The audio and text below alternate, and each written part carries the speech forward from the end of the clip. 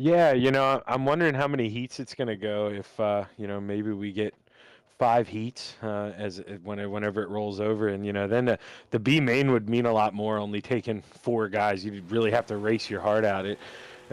Qualifying just kicked off now. It's going to matter more than ever. We do the invert.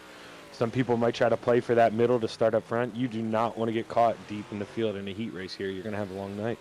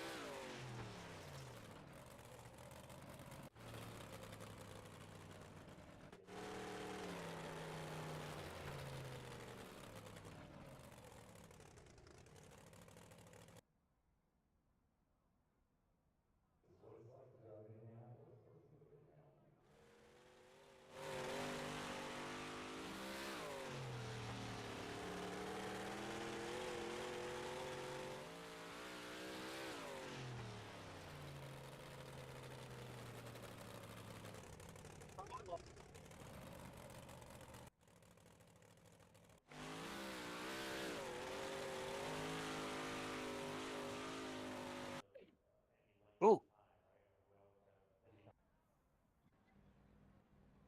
And look who got the pole.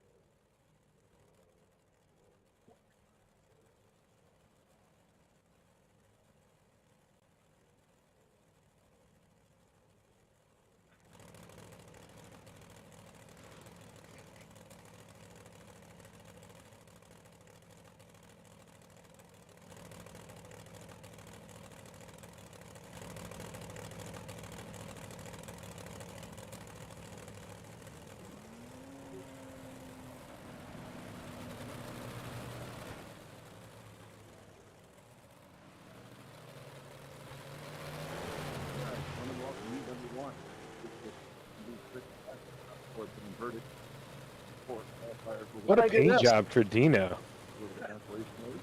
How did?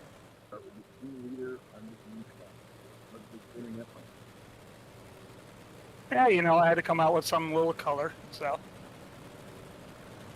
what's going on? Ironically, we're at a track the same size as Glen Ridge. Thank you.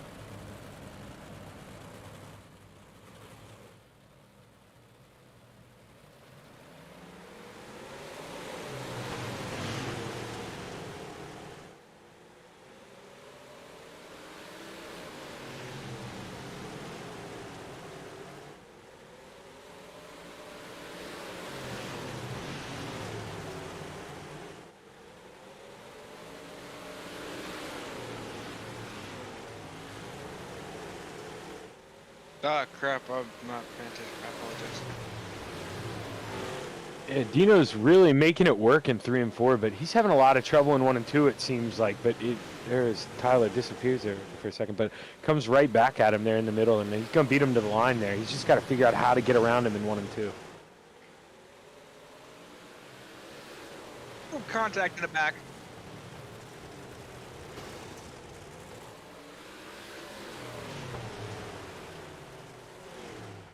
Tyler got right up there on his right rear, had to let off a lot, and that's gonna give Dean that edge he needs. Who's that coming up the bottom? Shreve's coming up the bottom. Tyler not careful, he's gonna lose second.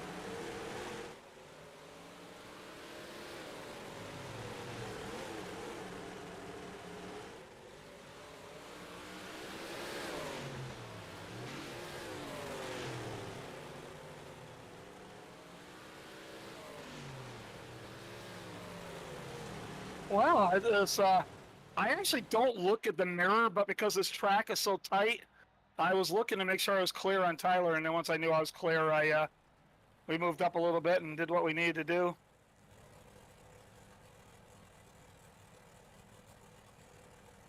Yeah, and that's I was over in Venom's Discord before I came over, and we talked about the whole key is you want to get through the heats, because if you get through the heats, then you're in the top 16 on a small track, and with 30 cars, you don't want to be in that B main.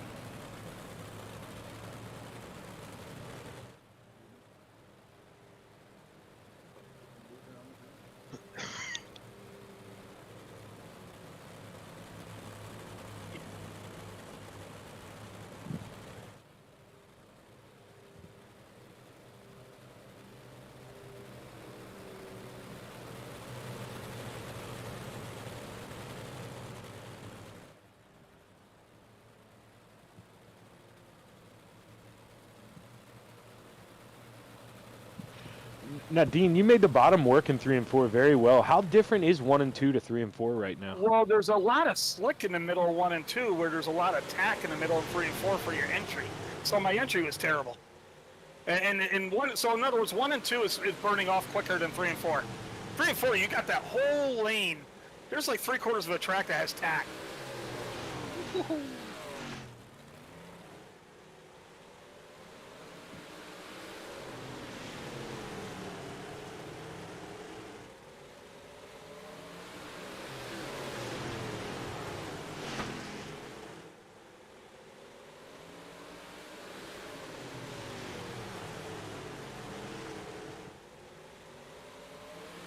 Yeah, Slate really making the middle work in 3 and 4, kind of running in between those guys, trying to make it work. I think if he can get the second, he may have something to the leader. He's moving to the field pretty good.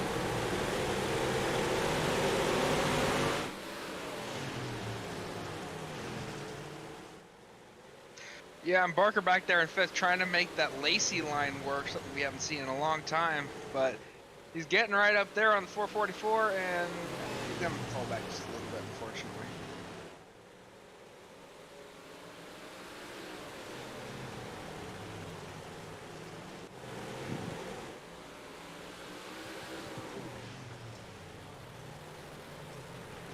What a finish.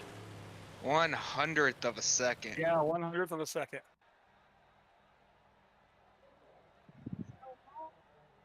Oh.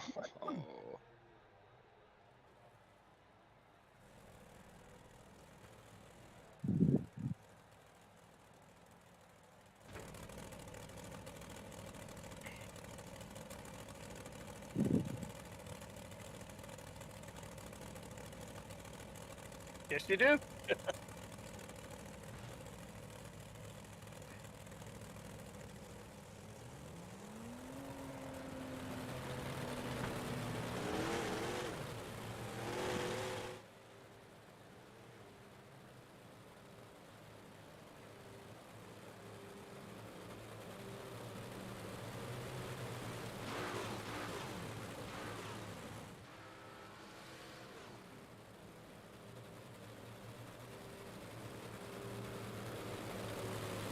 Thank you.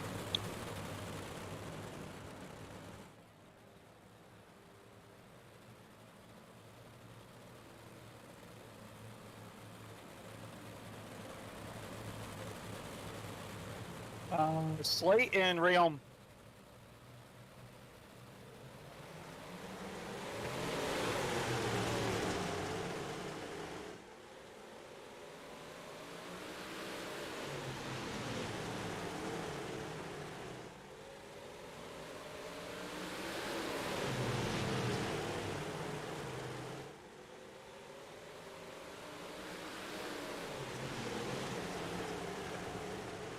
Well, and I say, if I know saw my post on the lounge, I call this a hamsters in a blender. Oh, Pomalu.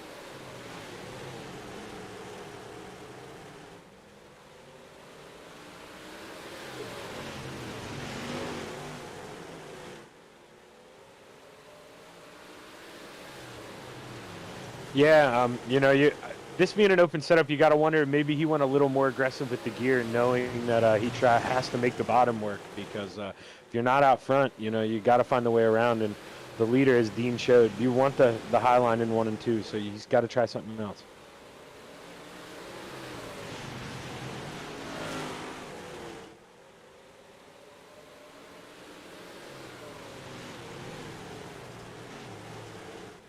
Another great race. Look at this.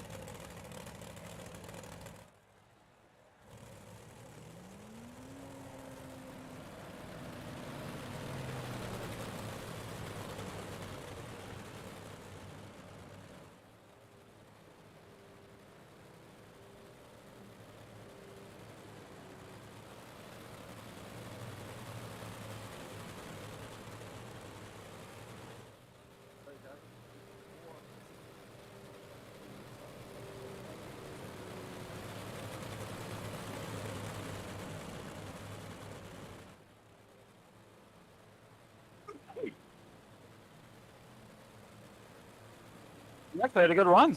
Yeah, I accidentally bodied Spangler. I'm sorry, Patrick. I did not mean to do that till you come to the white flag. But yeah, I managed to get 5th. Decent starting spot in the Consi. He'll get you back in Rebels or Renegades or whatever you guys are running. Well, hang on.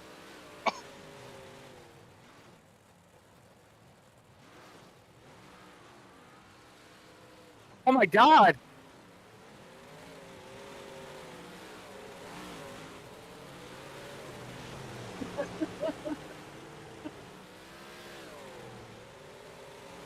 Where was this free pass in my heat? Wow. You know, though, you got to give them credit. They're all wadded up in the corner, and they all took their time to get out of it. They don't want to run each other over.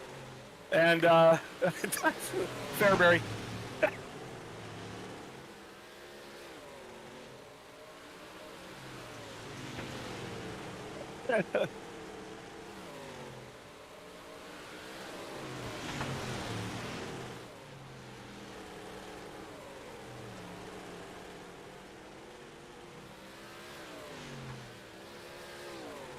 Yeah, you know, he's getting a big run here. We may have a battle for the lead here on this white flag lap. He's going to put it up high and going to get a good run here, but I'm just not sure that he's going to be able to clear Brandon, because if Brandon can come up and, park it right in front of him, that's all he needs to do, and Brandon's going to win this heat race coming. Where did he start from? Like 4th or 5th?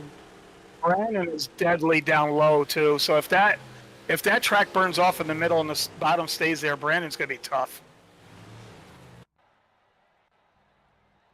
Nope. Straight B main. This is gonna be a B main. There is no C main setup. 8 qualify. Yep. 8 qualify, 14 start.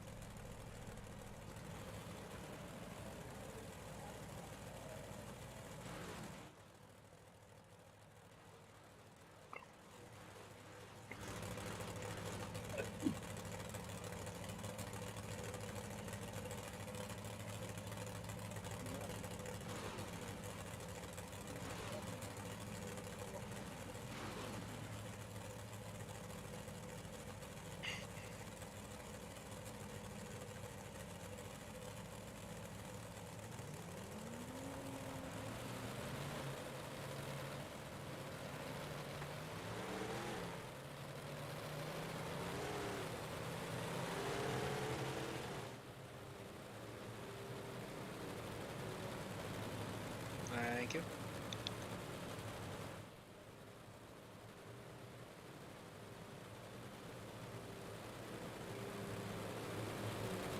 I tell you, this is gonna be tough. 6 cars go home. When's the last time we've seen a field this big?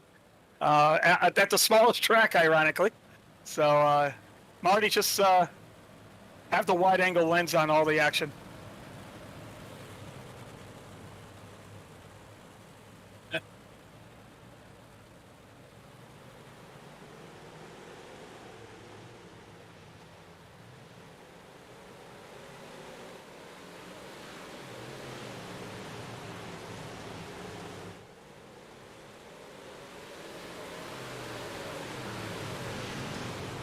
Oh, contact.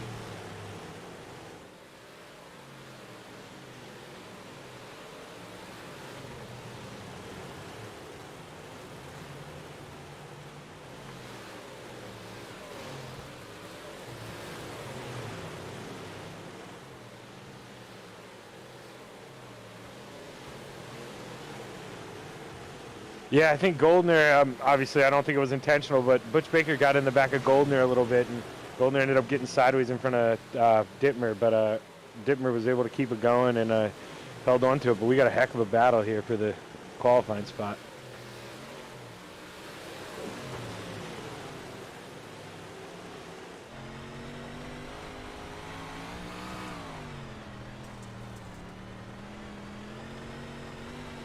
It's, you know, it's, yep, yes, he does.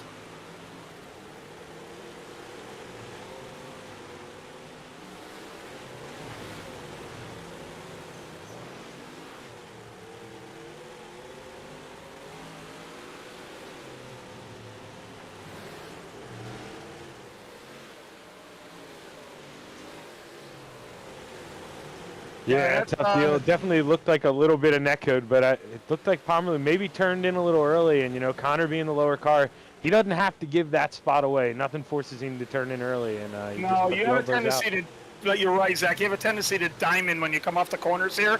And the way the corners are so sharp, you don't know if there's anybody underneath you. It's a great analogy.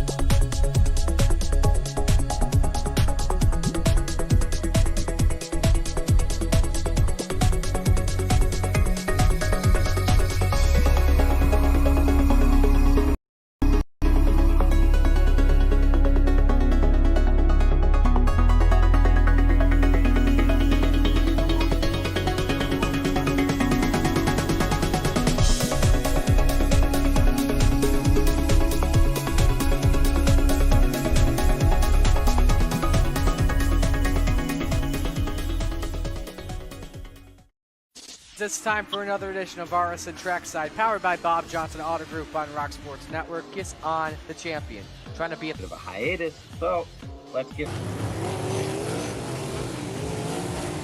Tonight we talked about it.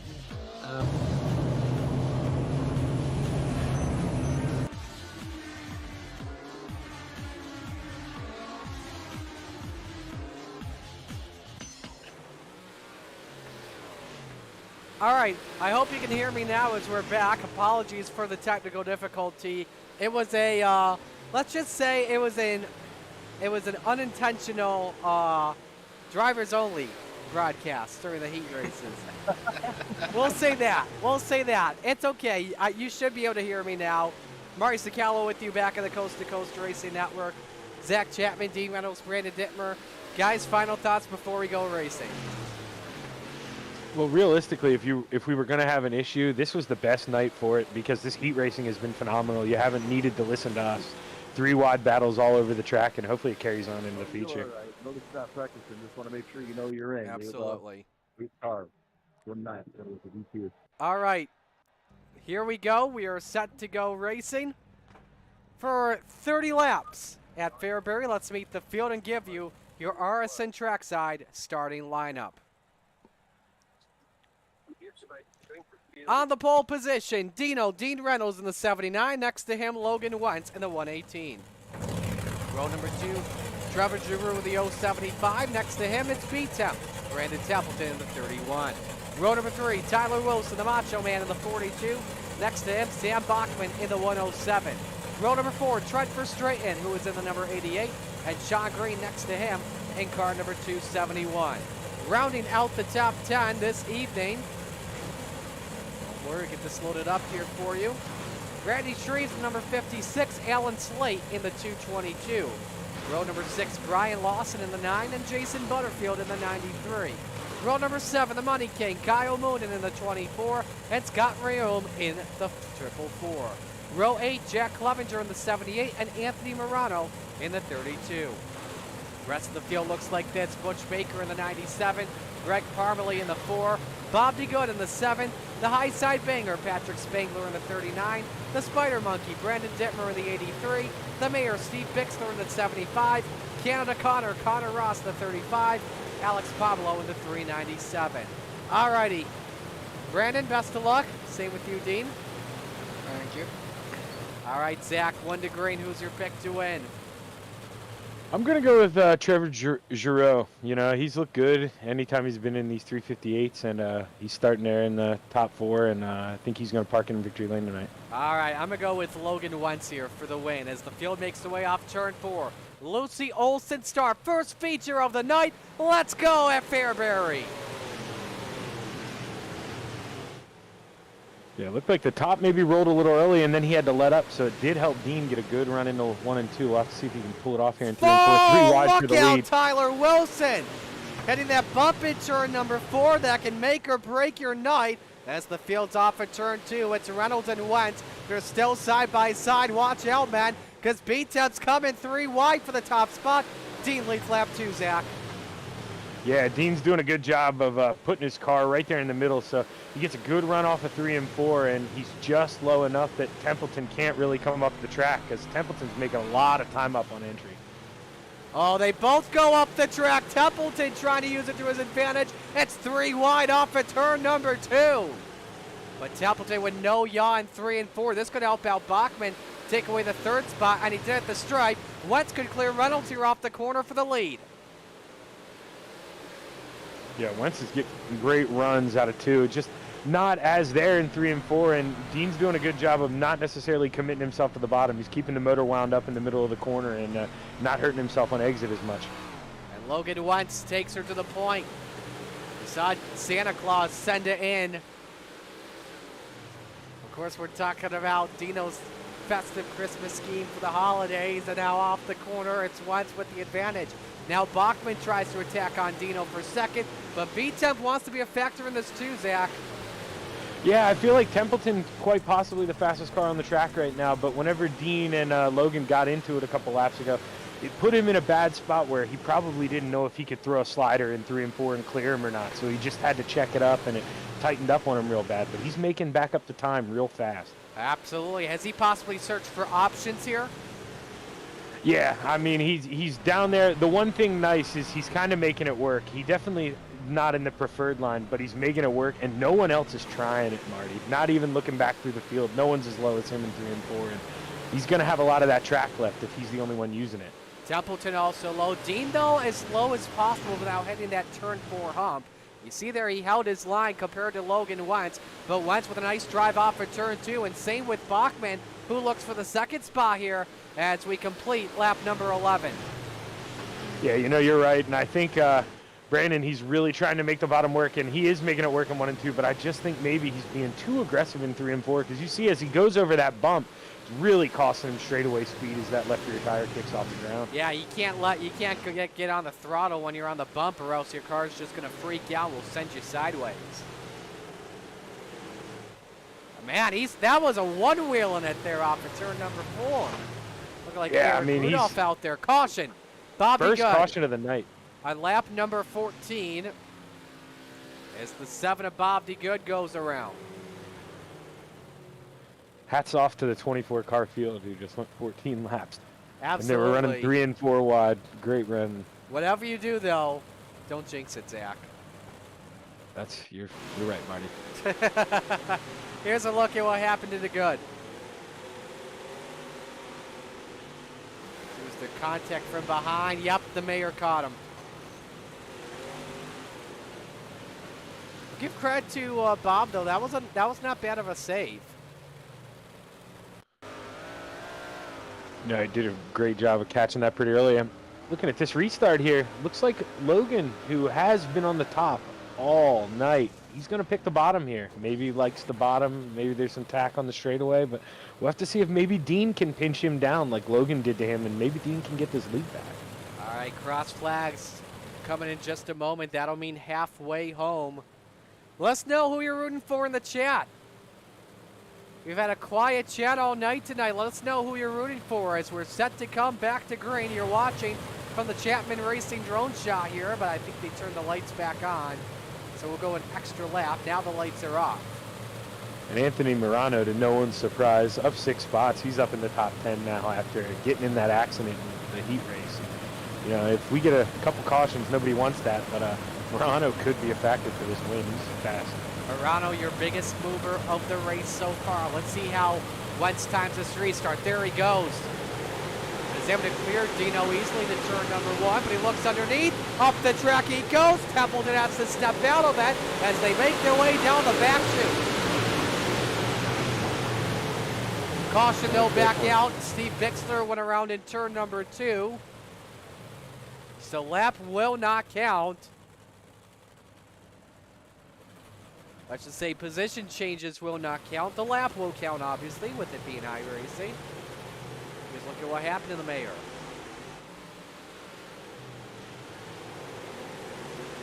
Uh-oh. Uh-oh. We had our first Tory tire hit of the night.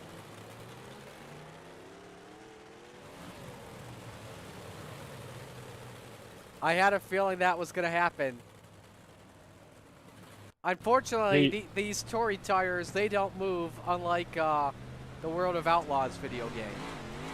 No, and you got to wonder, too, because, I mean, obviously, it didn't look the best there on entry. You got to wonder, maybe he sustained a little bit of front-end damage from when he got in, you know, got turned on that last caution before that. All right, single file restart here coming up as we did not complete a green flag lap. Wentz brings the field back to the green flag. We've completed 16 laps. You see Dean restarts with a lower line off the corner. You see Templeton with a little bit of send into turns 1 and 2. B-Temp decides to keep it locked down onto the basement line. Bachman with a run, and even same with Giroux here. Zach, go ahead. Yeah, I was just kind of surprised. You know, Templeton, I know he's run the bottom the whole time, but in 3 and 4, that bump is really killing him. I was thinking maybe he'd try to wind it up top in 3 and 4 and really give it his all on the bottom in 1 and 2, and maybe that's where he works his sliders, but he's going to stay committed to the bottom. See if Giroux possibly threads the needle here off of 4. He can't. Let's go. Put our eyes back up to the front of the field. Logan Wentz and Dean Reynolds about half a car late. Reynolds tried to send it in. Here comes Templeton for second. Can't get the drive off. That helps out Bachman to go for the bottom step of the podium. Yeah, and that single file restart too, Marty, that might come into play here if we stay green because they're half a turn away from catching the lap cars because this track's so small. So, I mean, whoever gets through lap traffic here, the best may be your winner tonight. Greg Parmalee has stopped it in the infield. No caution. We stay green. Coming to 9 laps to go this time. And the lap traffic kind of gives you some similarities of Kokomo. See what happens. Bachman did pass Templeton for 3rd at the stripe, and he got a big run, ripping the top. Let's see what he can do here. Templeton again downstairs. This time it's for 2nd. I don't know if he had 3rd to line though, Zach. 8 to go. Oh no! Oh. B-Tap goes around. Tory tire victim number 2. That ends the chances of a podium. Well, you said it. Sam Bachman ripping the top, and I think that just made Brandon really feel the pressure, and he had to run it in real hard and get as low as he could, and just a little too aggressive. The tire ended up getting in his way. Bam. You hit one of those in real life, you're losing the wheel. Luckily, he caught it dead center with the front nose. Yeah, his back might hurt tomorrow, Marty. Right there. Alrighty. Gonna have a single file restart the rest of the race as we have under 10 to go. Now, what do you do if you're Dean trying to pass Logan? Do you learn about Bachman ripping the lip? Yeah, I mean, we mentioned Dean earlier at the small track he put on his mirror. You know he saw that, and you're praying that Logan didn't see Sam coming on the top. And if Dean can get a big run up top, he might be able to surprise Logan here. Well, let's see what happens. 6 laps to go. How bad do you want it? Wentz brings us back to green. And everybody keeping her high, wide, and handsome off the corner.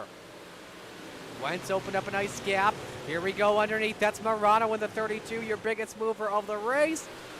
I don't know if he got towards the line. I don't think he did. But now Giroux with the run on Bachman for the bottom step of the podium. He got up to the door, but I think he may have had to back out of it there, Zach. Yeah, you know, live to fight another day. He's still got 5 to go, and he's got a fast car, so no reason to risk wrecking it right now. Oh, man, Giroux is cooking. Had the lane off at 2. Was there 3 wide? He may get a chance at Dean for second.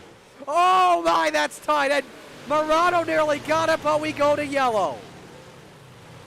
Yeah, that's really going to hurt Morano because I don't think he had that position at the line there. These 358s have been fun to watch. As the cautions are bringing the cautions, and unfortunately, this is the reason for the caution.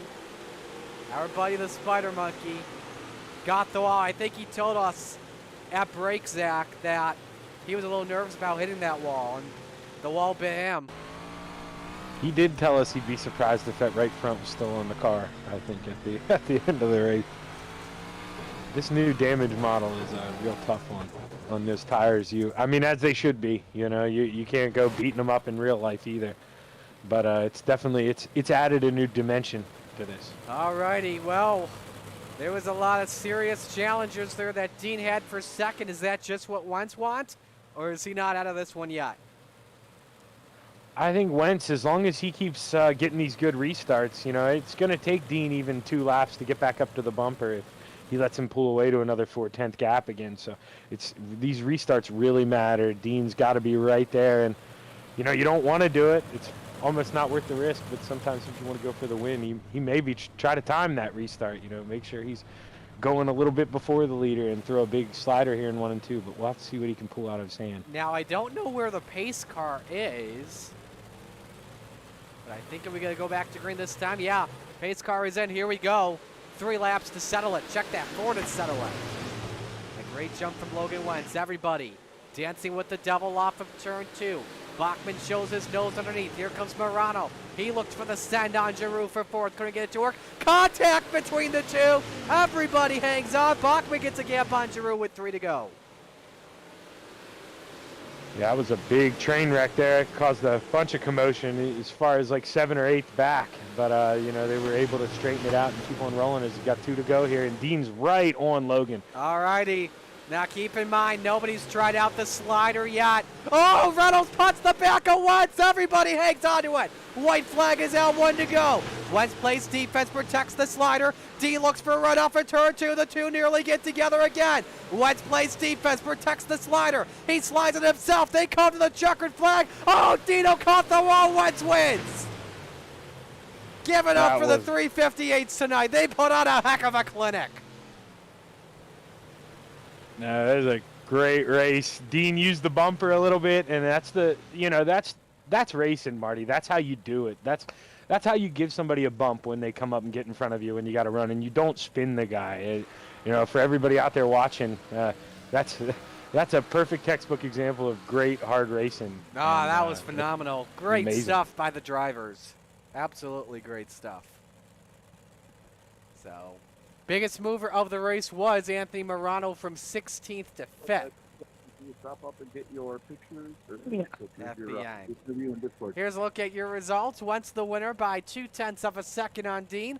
Giroux 3rd, Bachman 4th, Morano 5th, Green 6th, Verstraeten 7th, Shreves 8th, Butterfield 9th, Kyle Moonen rounded out the top 10.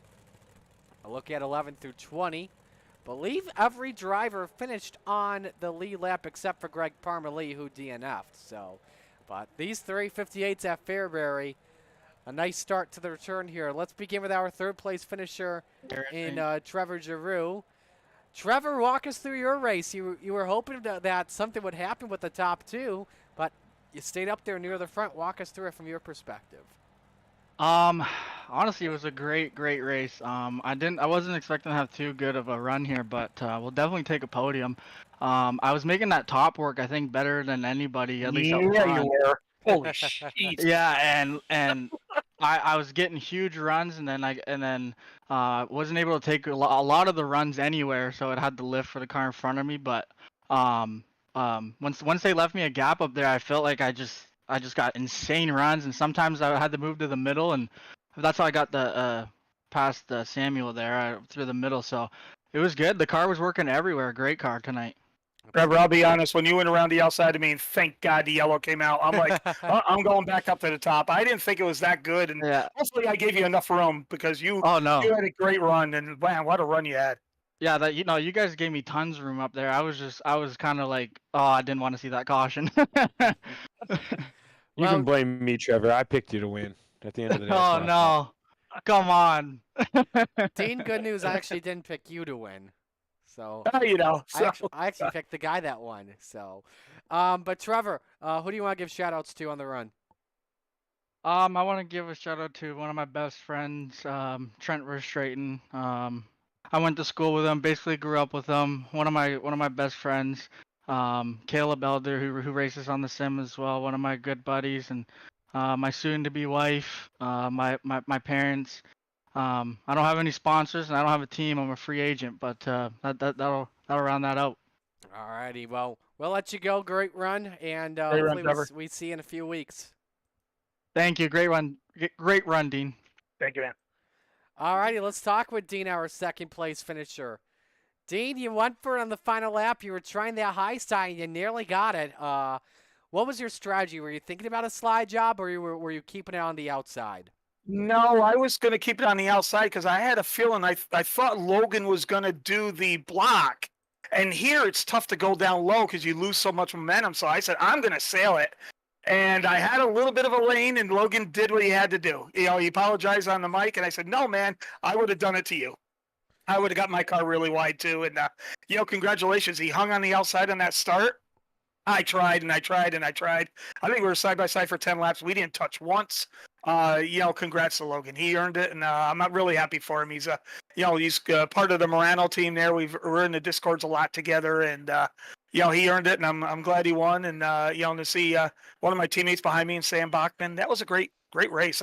Fairbury didn't disappoint tonight. I'll tell you, that was awesome. Oh, absolutely, it did not disappoint. What a great return to this for Monday Night Madness.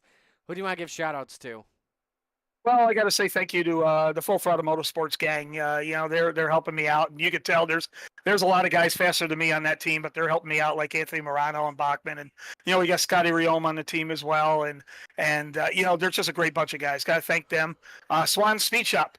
Swan Speed Shop gave that base set for everyone to use, and gang, I'm using that. I am using the setup I gave everybody. It just tweaked the gear, tweaked the stagger a little bit, and it works. Swan Speed Shop, got to thank him for supplying that. Marty, got to thank you and for doing the telecast. Thank Brandon and then Zach, all the booth boys together. We miss Isaac a little bit, but we could do it without him.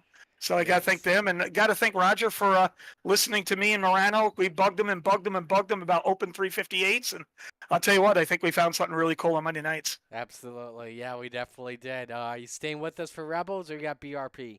I got BRP. I'll be getting in soon, but I'll stay here to talk to Logan and you guys for a little bit. All right, sounds good. That's Dino, our second place finisher, with that festive paint job. I love it. We actually called Dino. I don't know if he heard it, but we actually called him Santa Claus at one point during the feature. I'm old enough. All right, let's go to the winner in victory lane, Logan Wentz. Man, what'd you think of that return to Fairbury? Well done. Honestly, I'm kind of shocked. Fairbury is not one of my favorite tracks. It's actually one of my least favorites, and to pull a win off here is kind of nuts. So walk us through those final laps of the final restart. Was it just hanging on the outside and then trying to block the slider line in case anyone was going to go for it? That's pretty much all it was. The new Dean was breathing down my neck there at the end. I kind of let my tires get a little too cool on that last caution. On the restart, I kind of fell off a little bit, but I kind of just held on to it and put the car where I needed to be. He was breathing on your neck for the entire race, even when you guys were side by side. And I tell you, yeah, go ahead, Dean. I was gonna say, Marty, that shows you what a class act Logan is. Logan, we were side by side for 10 laps in the middle of that track, and I don't think we touched once. And that's really cool. It's fun to race with Logan, and like I said before, man, he earned that, and you earned this one, Logan. Be proud. Absolutely. Most definitely am. This is my first coast to coast feature win. Yeah, I was gonna ask you on that. I didn't get a chance to look up the stats because it's Fairbury. The cautions go quick. How you gonna celebrate this first win tonight? Honestly, I'm just gonna go get a good night's rest and get back to work tomorrow and enjoy my day tomorrow. Good to hear. Good to hear. Who do you want to give shout outs to? Gotta give shout out to Castleberry Flagstone for keeping me employed each week. The boys over at Murano Racing, JT Screen Printing, Epilepsy Foundation America, Hi Mom Lens, the guys over at FTM for always giving me a hand each week anytime I need. Dean, of course, for racing me clean as always. It's always a blast. And you guys for putting these broadcasts on, and Coast to Coast for giving us a place to race each week. Enjoy the win. Enjoy the feature sticker you'll get at the end of the season. Well done. Congratulations. Thank you, sir. Logan Wentz, he's a first-time Coast to Coast Racing League winner. Congratulations to him on getting that done. We're going to step aside here. When we come back, Rebels time here at Fairbury. Stay with us at the Coast to Coast Racing Network.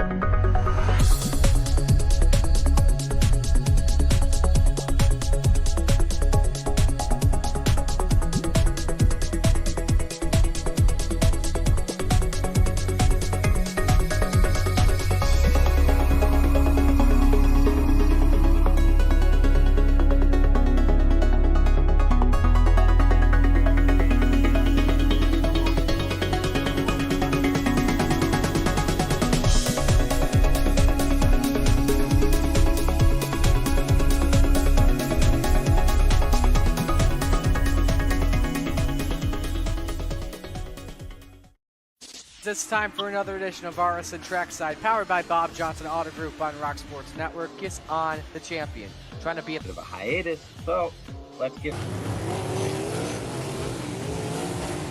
Tonight we'll be talking about it.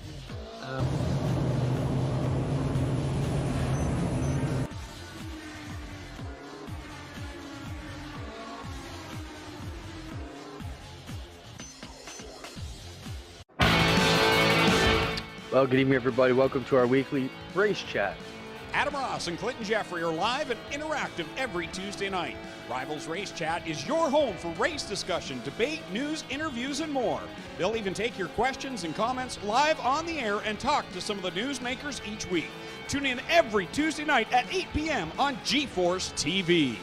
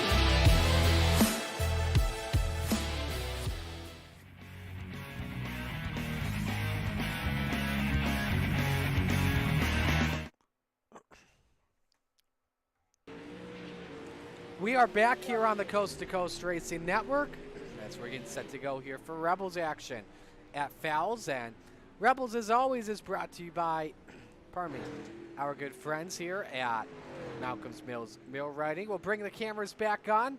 Hook you back inside the broadcast booth. I know you all can hear me now. Marty Scala alongside Zach Chapman, Brandon Dittmer, and Dean Reynolds.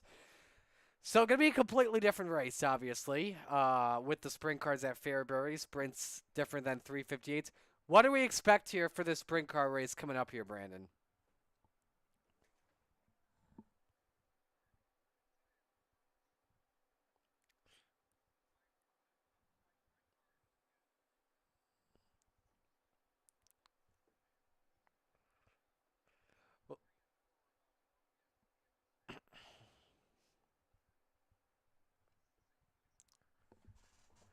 Well, Zach looks like he's doing a good job when it comes to car control. Zach, what are you feeling right now?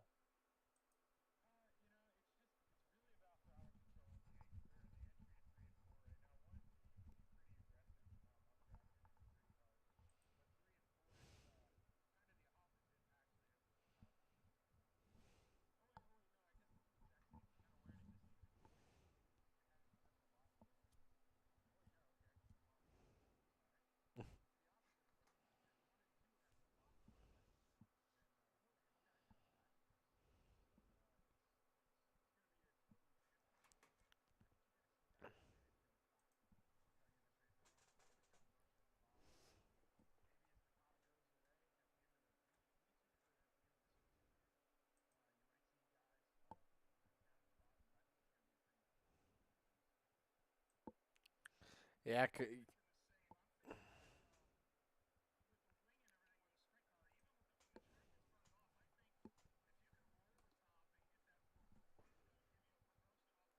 Corners will come down the straightaway. I think you're right, Zach. I think it's going to be a little bit more top dominant than it was in that 358 race. So we have a 21 driver car count here at Fairbury as we're moments away from going racing here. Top 5 out of the Rebels will transfer to Renegades. And of course, qualifying should begin at any moment, as the earliest is supposed to begin is 7:45, so we are at the 7:50 point.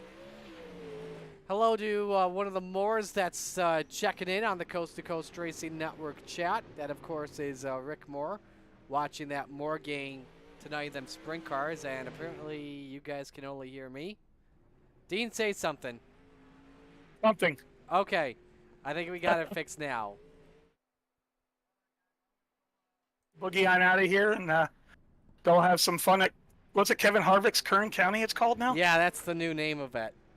All right, well, hopefully it's there to greet me in the beer booth when I get knocked out.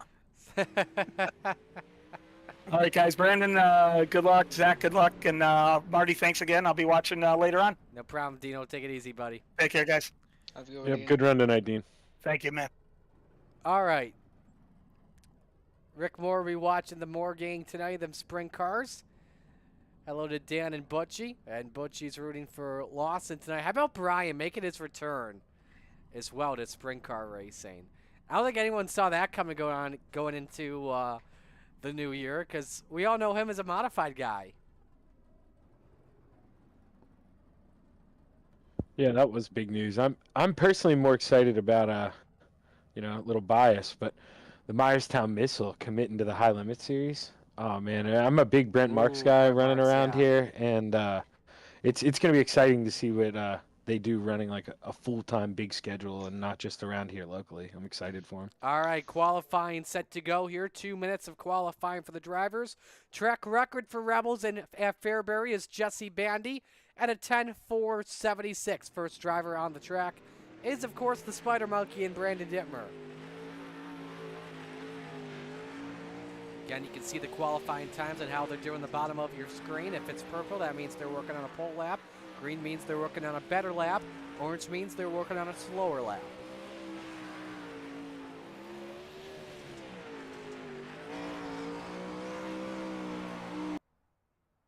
Lap number 1 time for Brandon Dittmer across the line goes 11:75. Quick time for Clevenger, 11:29. Connor Ross, 11:22. As the times are all swirling in, Brad Wade possibly. Brian Moore Sr. to the top of the charts, 11.17 in the number 558. Anthony Morano now goes 11.09 in the 32. Brad Wade, the first 10-second lap of the day at a 10.99. That's a heck of a lap for the Inferno Motorsports entry. Here are the times popping up on your screen. Sean Green, it moves up to second quick. And 11.04. Randy Shreves goes to sixth quick.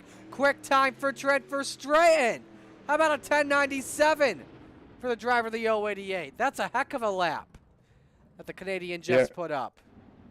You aren't kidding. I was just curious. I went out and test drove with my setup, and I am running right around what 8th place is. So those guys running under 10 seconds, or in the 10-second times, that is lightning quick right now. I'm anxious to see if that carries over. How about Gary Offutt to fifth quick, 11.15 on lap number 1. Lap number 2 goes to an 11.12.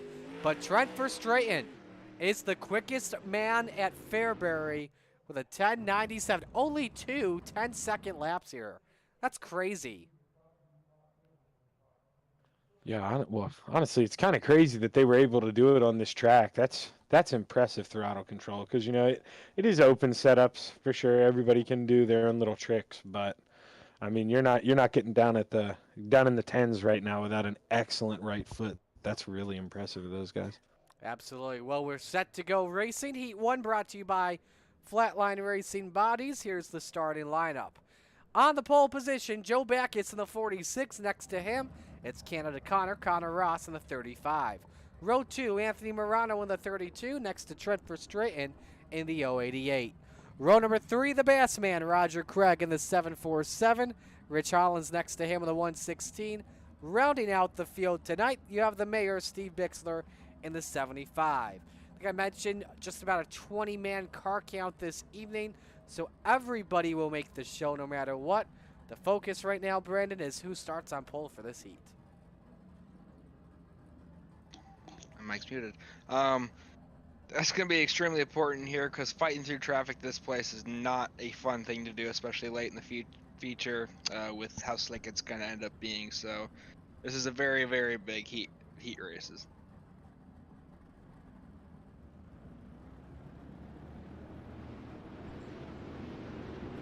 The field's rolling off here. Zach, who's the one you're watching out for closely? I mean, he hasn't been able to run with us a lot lately, but my boy Connor, I mean, he's always fast, and the fact that he gets to start out front, that's going to be a big beneficiary, I think. Here we go. Green flag is out. Heat 1 is underway. And it's Backus that comes out with the lead. Connor Ross side by side with Morano. Verstraeten. Look at this for Morano. 3 wide. He tried to go 2 for 1. Didn't work. We're 3 wide once again. Ross up on the cushion trying to rip the left. He's still wing to wing. Morano's able to clear for the lead, but Backus crisscrosses. That's the good one at the moment, Brandon. Yeah, great move by Morano getting to that lead, but unfortunately he's stuck on that high side. He might not have enough momentum to get back around him. He's going to have to try to get back to that bottom if he can. Verstraeten got a little bit too sideways in 3 and 4, but he tries to get back in this race. Top 3 all single file, coming to 2 laps to go. Backus against Morano as 3rd and 4 touch. Ooh, we're strapping around. Oh man, a lot of issues. That's Verstraeten, who saves it, but we're side by side. The white flag package with the edge. Here comes Morano up on the cushion. Down the back straight, final time in Heat 1. Who's on the pole? Backus or Morano? Place your bets. Backus takes it. Morano 2nd, Ross 3rd, and Roger Craig 4th. And Connor Ross flips it after the checkered to a backup car. So we now move on to Heat 2, brought to you by Full Throttle Motorsports. And on the pole, it's Brian Lawson in car number 9. Next to him, it's Randy Shreves in the 56. Row number 2, Gary Offutt in car 94, next to Brad Waite in the 814. Row number 3, Jeff Kemper in the 181, next to Greg Parmalee in the 4. Rounding out the field this evening, it's Scally Wheeler in car number 110.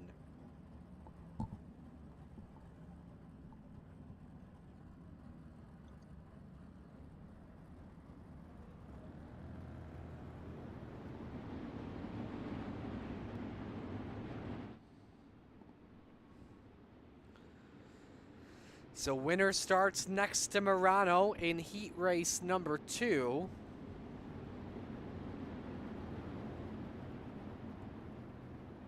And we're set to do battle.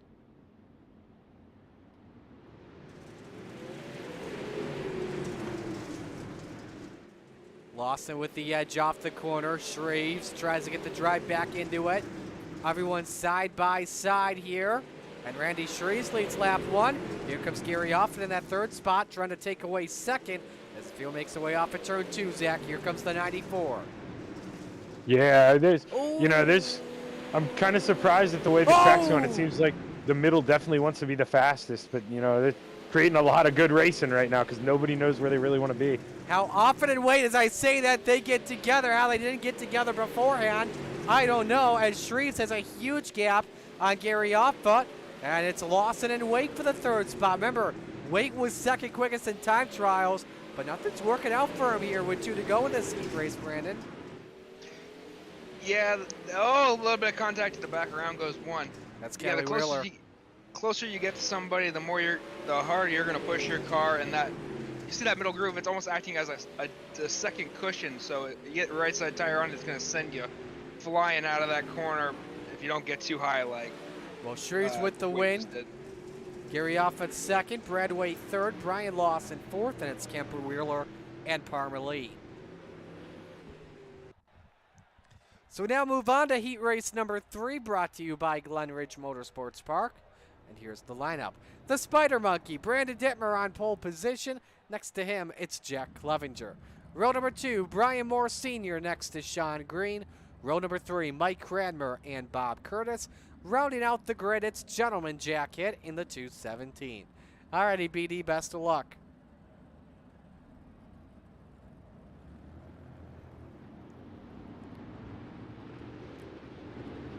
So Sean Green, who was 3rd quick, I think he impressed a lot of people. Could he be the man to watch closely in this heat? Yeah, it'll all depend how he can make that middle work here on the restart. Hopefully the top line gets a good jump, because if not, he'll be in a little bit of trouble. Green flag is out. Clevenger with the preferred line off at turn number 2, but it's Dittmer who clears. That's Mike Cranmer who touches the wall. Oh, we got Big Rock. Hits upside down, and same with Mike Cranmer. Races on for that top spot. Here comes Brian Moore Sr., who started 3rd.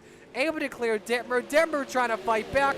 Edges out the 558 at the line. But for how long? Moore with a slider and clears for the lead, Zach. Yeah, Moore's really fast right now. He was able to just pretty much drive by in the line he thought he didn't want. He moved back up high, and Brandon there, well, he got a little loose, but he caught him in 3 and 4, but now he's battling for 3rd there. And he nearly got the tail tank of Sean Green, who's up to 2nd. See if he can close in on Moore. Have 1 to go next time by. Try it there with the slider line. Moore the quickest man on track, 11:27. That's a notable gap. Field makes their way off of 4. Brian Moore Sr. wins the heat. Green 2nd, Dittmer 3rd, Clevenger 4th, Curtis, Hit, and Cranmer.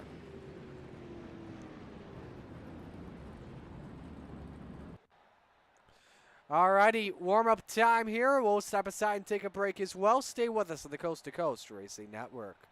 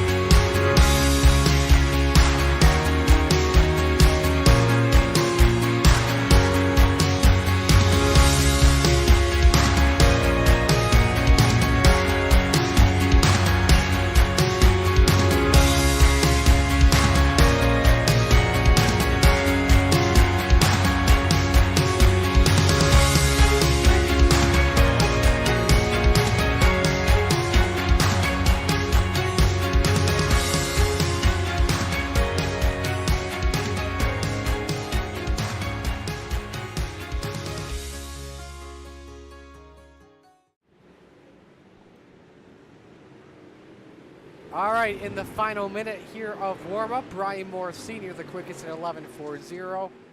Do want to mention as well, of course, our final race before the holidays, but the Coast to Coast Racing League has announced something pretty cool coming up for the holidays. Next week is Jake and Corinna Memorial Week. Beginning next Monday, we've got the King of the Wings Short Track 75 at Limaland. I believe I will be broadcasting that race next Monday, so you don't want to miss out on that. The 27th, the Charlotte 100 for pickups. 28th is the Knoxville 150 for small block modifieds. December 31st, you don't want to miss out on it, as that is my annual New Year's Eve special.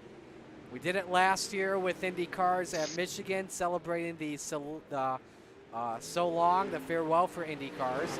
This year we're doing two twin 50s at Slinger. First one, a regular 50-lap race on the oval. Second one is going to be fun, because it's going to be, and I'm excited for this one, a 50-lap enduro on the figure 8. Oh my, this is going to be crazy. So we'll be broadcasting that as well on the 31st too. So, but meanwhile, with that being said, let's meet the field for the Rebels feature. Here's the RSN Trackside starting lineup. On the pole position, it's the 46 of Joe Backus, and next to him, Randy Shreves, the 56. Row number 2, Brian Moore Sr. in the 558, and Anthony Morano in the 32. Row 3, Gary Offutt in the 94, and Sean Green in the 271. And in row number 4, Canada Connor Ross in the 35, and Brad Waite in the 814. Rounding out the top 10, the Spider Monkey, Brandon Dittmer in the 83, and the Bassman, Roger Craig in the 747. Row 6, Brian Lawson in car number 9, and Jack Clevenger in the 78. Row 7 is Rich Holland in the number 116, and Jeff Kemper in the 181. Row number 8, Bob Curtis in the 012, and the Mayor Steve Bixler in the 75. Rounding out the field, Kelly Wheeler in the 110, Mike Cradmer in the 70, Trent Verstraeten in the 88, Greg Parbley in the 4, and Gentleman Jack Hitt in the 217. Alrighty, best of luck, Brandon. Thank you. 1 to green, Zach, who you picking? He's been fast in everything he's been in. I got to go with Anthony Morano. Alrighty, good pick, good pick. We'll go with Brian Moore Sr. to get the job done. We will see, though, what happens. Lucy Olsen start. Rebels at Fairbury, set to go down. Send him off with a bugle. The green is out.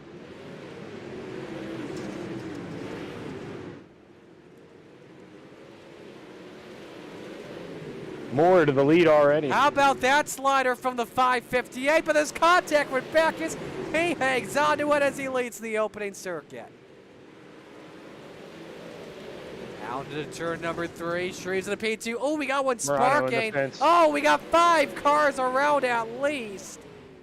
Kelly Wheeler, 1 lost the top wing. I think that may be Verstraeten. Yeah, I think it started with contact between Backus and Morano, and everything kind of checked up behind him from there. Let's get your replay and show you what happened. A lot of people diving down the pit road. Here's the 88. So hit the Tory tire, kept the car going. Oh, he caught the hill and catches Bob Curtis. That, though, wasn't the cause of the incident.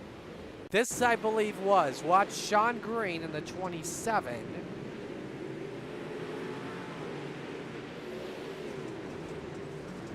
Oh, this actually happened in front of him, so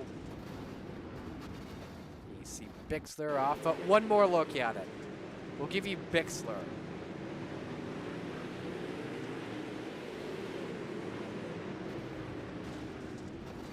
Yeah, so I think Offord got into it with another driver. And so that is how the yellow flag came out.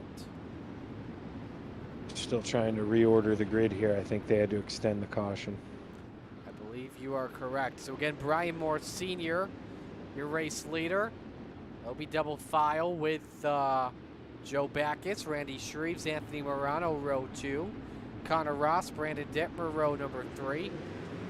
Jack Clevenger, Jeff Kemper, row number 4. Here we go back to the green. Moore is able to hold serve as the field makes their way off the corner, nearly 4 wide. That was a close call. Back is second. Shreves is third.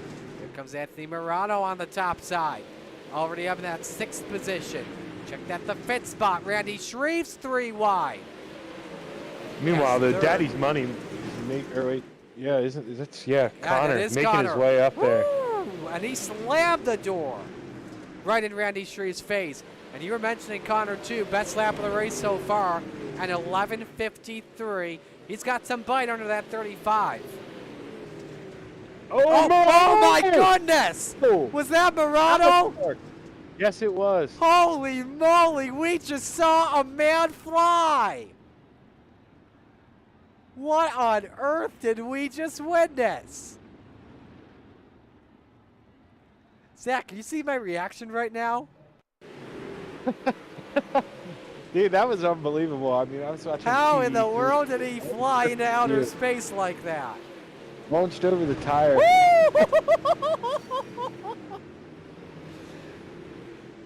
Yeah, if you hit Tory tires hard enough, that was cracking you into space. Would you like to see the onboard of that? Don't watch it in VR. Yeah, don't watch it VR, kids.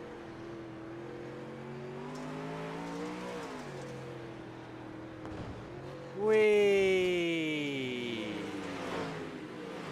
Barney's like, oh my, I gotta throw a yellow out. Back green here. Yes, Connor we are with back to tough green. start on the top. That may cost him a spot here to Randy Shreves. It may cost him more than one. It looked like he was real comfortable in the bottom. I'm anxious to see if he can make it work up top, but as I bad mouth. Oh, Kemper sideways hits Dimmer, and Dimmer's hard to the wall and flipping. Yellow lights are on once again. Oh, and then we got another wreck in turn 1 too. Oh man. Dittmer had nowhere to go. Nothing. Trying could to have done see there. where that wreck is, or who it's for. I think it was Bixler, Clevenger, Wheeler, and Shreves. I'll show you both of them here as we load everything up.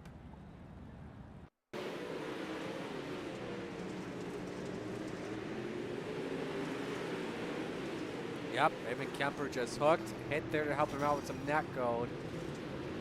And that car just went for sale from 83 cents to a penny. And then here's the look with, I believe this is the Bixler Clevenger situation. Yeah, Clevenger felt like he had to pull it in the pits, so he definitely suffered damage in that. That's a tough break.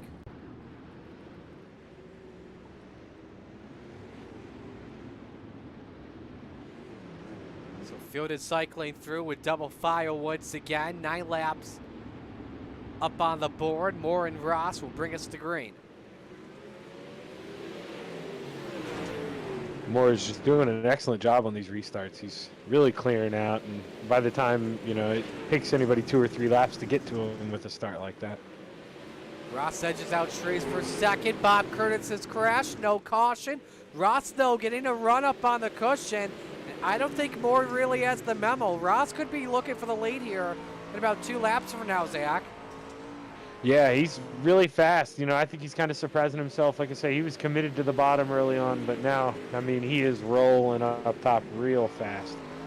They're nearly side by side in the corner. Steve Bixler has crashed. No caution. Wing to wing. Ross takes the race lead. Can he secure it at the line? He can. We've got a new leader. It's Canada Connor to the point at FALS. And Shreves now knows the high side's working. Moore's in trouble. He's fallen back to third. He may now be thinking it's time to go to the top shelf. Yeah, it may be one of those deals, though, too. Some guys commit themselves with that real tall gear, and he might not have the full power to go up there. As you see, he still isn't carrying as much speed as those guys. He may have went aggressive on the gear, and that's why he's so successful in the bottom. He went back down. It's definitely a good point. Got some other good racing happening. This is the race for 8th. Good to see Rich Holland back, though. By the way, as Jack Clevenger makes the pass and throws the slider on him. But yeah, good to see Holland back in the 116. It's been a while since we've called his name out.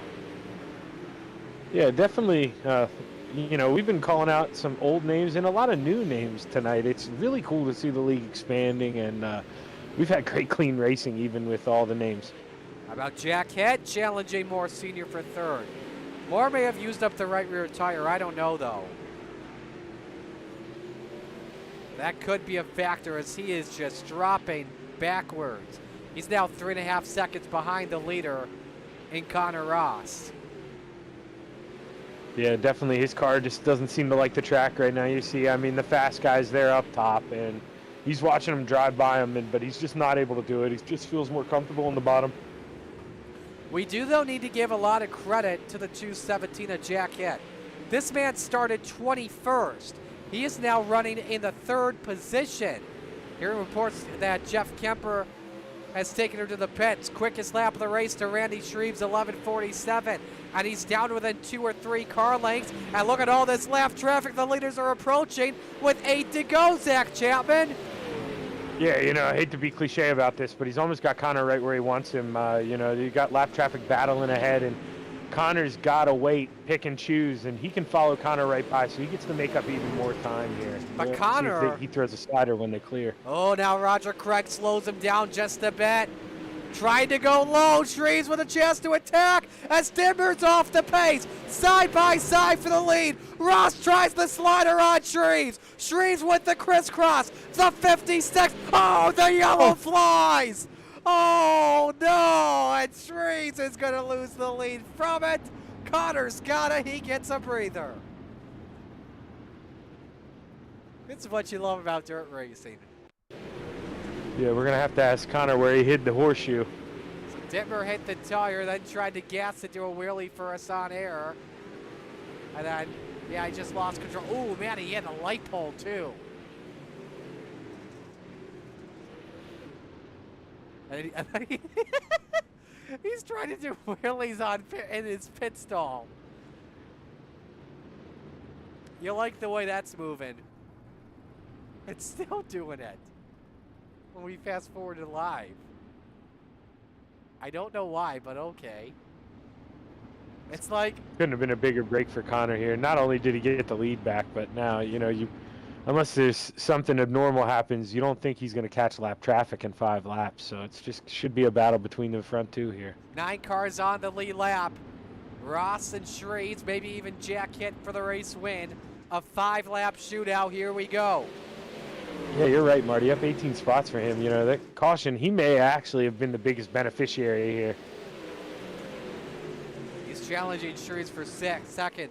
Just what Connor Ross wants to see is Clevenger. Scrapes the wall through 3 and 4. 4 laps to go. Nobody can really do anything on the bottom unless you're trying to use lap traffic as an advantage. Ross 3 laps away from the win, Zach. Yeah, you say nobody on the bottom. Even Moore jumped up, and he was so bottom dedicated. That shows where that is. So, I mean, you've almost got to think, unless Shreves can get a big run on Connor and throw a slider, that it's probably going to be Connor's race to lose here. Lap traffic, though, could be a factor, Kelly Wheeler, but there's 1 lap to go at Fairbury and the Rebels for Connor Ross in the Gambler Motorsports. Cool race, Schultine and Cooley, number 35. Welcome back, Canada, Connor. Ross takes Shreves out of gas. Shreves out of gas. Shreves out of gas. Fuel. Off the pace. He's not going to finish the race. Oh, my. Wow, and he does crawl across the line in 8th.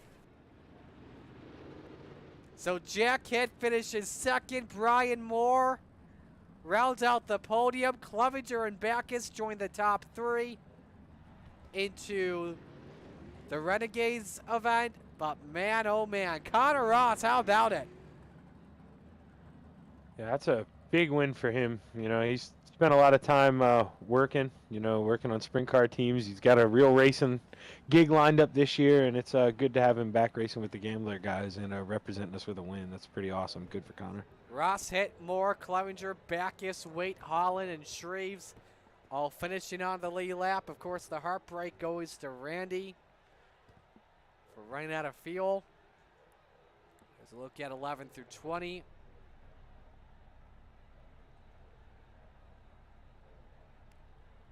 And so then when you go back to that yellow there, Zach, that yellow probably was not what Randy Shreves wanted because of extra fuel, because of all the laps being used without any, because of, we're not taking laps under yellow. Yeah, and you got to wonder too, was he cognizant of that? Was he a little easier on the throttle under caution, or was he just driving it like normal? Because that's one of those where you don't want to do it, but they had a big gap on fourth place, and third is a lot better than I think he finished in eighth, and that's almost maybe you commit yourself to going down to the bottom after the restart and just saving gas, but it's a tough call to make while you're in there driving. Possibly. Let's go to our top 3 finishers, and we'll begin with Brian Moore in the 558. Brian, a tough one for you from your perspective, and Connor and Randy taking the spots away. What was going on with your car in the final stages of the race? Well, I don't think I went to the top soon enough, and I didn't pull my wing back soon enough either. And once them guys went by me, it was too late to jump up there right off the bat. So sometimes, when you're leading, you don't know where to go, and I just thought that bottom was going to stay better longer. But hats off to Connor and Jack, man. Was it maybe good run for him? Was it maybe also, and Zach was wondering about this when we were calling the race, was this maybe also a gear issue where you couldn't have a lot of power to go to the top, or were you able to handle the top well? Well, I was kind of geared better for the bottom, and once I went to the top, it was kind of tricky, especially coming out. I had to feather the throttle a lot because it was just, I'd spin my tires a lot. So, yeah. Gotcha. Well, who do you want to give shout-outs to for this run? Shout out to my brother Rick. I'm sure he's watching, and just Devo, man, he gave me a trick on the setup, and it really worked. And Gary and Greg and Jack and my son, just them guys, and you guys for putting this stuff on and letting us come out and have some fun. This is great. Yeah, absolutely. It's good to see you back once again, man. Great job tonight. All right. Yeah, thank you. Absolutely. That's our third place finisher, Brian Moore Sr. Not the champion. That was still our pop-up graphic from a couple of weeks ago. That should say interview. There we go. I think we've got it. Yep, we got it. All right. Let's go to our P2 finisher here in Jack Hitt, who was, our biggest mover from 21st to 2nd. Where did that charge pay off, man? I think in the pits, mostly. In the pits? Yeah, probably half those spots I gained was just from the wrecks, of course, just being in the right spot, avoiding them. But, tried to stay up top the whole night. Felt really fast. Is that where you really felt your car was really good tonight on the outside? That was the dominant line, obviously. But is that where you felt your car was really best, maybe even better than Connor, possibly? Yeah, I don't know. I went from not having a steering wheel as soon as qualifying started to not making it a lap in the heat race. And so I don't know if I really ran much down on the bottom, but just figured the top was going to be where it was at, and got some damage. So I don't know if I would have had anything for Connor there at the end, but I was just trying to get across the line there. Gotcha. Well, who do you want to give shout-outs to on the run? Shout out to you guys putting on the broadcast again. Shout out to everyone behind the leagues, Kevin, adminning, all the drivers for showing up, making a great race. It was a lot of fun. It was a lot of fun last week. I love these slick tracks. So looking forward to chatting it up next week with you guys. All righty. Great job tonight, and best of luck in Renegades. Yeah, I'm going to admin that one, and then I think I better just stay on the sideline for that. Smart. So, all right, man. Great job tonight. Thanks, guys. And now we go to your winner, who is in victory lane. That is Connor Ross. Welcome back, man. How's that one feel? That felt amazing against Randy. We had a good battle there, and sadly the caution came out because that would have been a really good race, but I'm also very thankful for it. Yes, I was about to say, you're probably glad the yellow came out because he was about to take the lead from you, and then, boom, you get it back. No, exactly. I knew he was closing in quite quickly, and I just made one wrong decision with the lap car, and that's what almost gave it away. But thankfully, I had some luck on my side. The high side was obviously that was the dominant line. Did you make any adjustments to the race car though to make it better than Brian Moore when you made that pass for the lead? Yeah, I had to. I was content with staying on the bottom, and the relative was showing me I wasn't really pulling away from the cars up top, but they weren't really closing in, and I knew I had to try something. The bottom wasn't going to get it done. I just threw the wing back and said, if I lose a few spots, I lose a few spots. But if this thing works, it's gonna take off, and it definitely took off.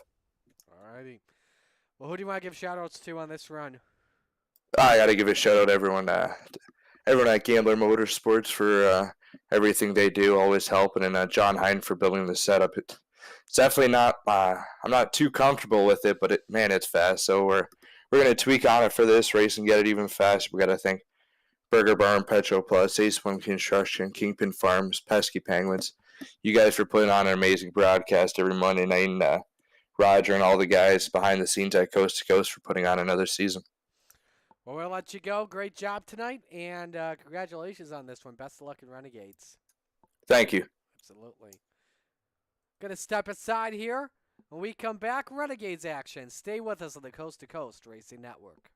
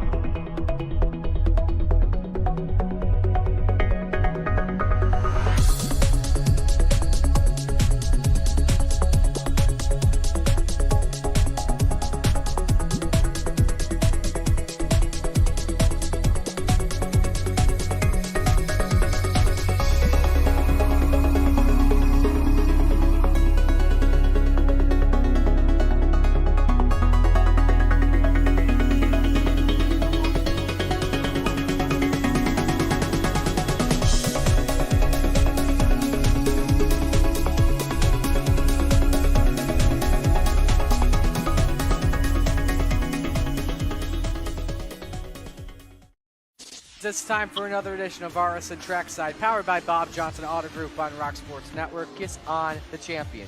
Trying to be a bit of a hiatus, so let's get.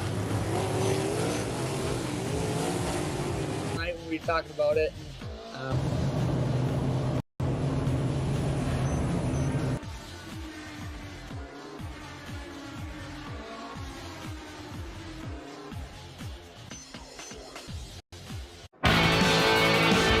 Well, good evening, everybody. Welcome to our weekly race chat. Adam Ross and Clinton Jeffrey are live and interactive every Tuesday night.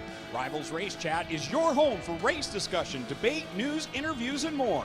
They'll even take your questions and comments live on the air and talk to some of the newsmakers each week. Tune in every Tuesday night at 8 p.m. on GeForce TV.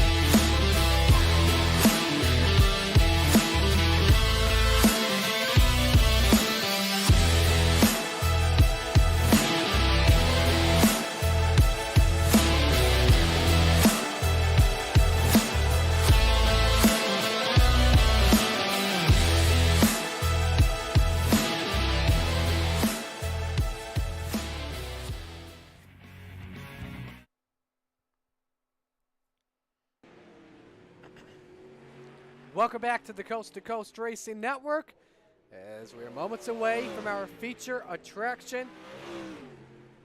That, of course, is the Renegades. And as always, the Renegades brought to you by Dylan Westbrook Racing. Marty Sakala alongside Zach Chapman as we're moments away from going green. And Zach, how about this car count? 29 Renegade drivers with us tonight.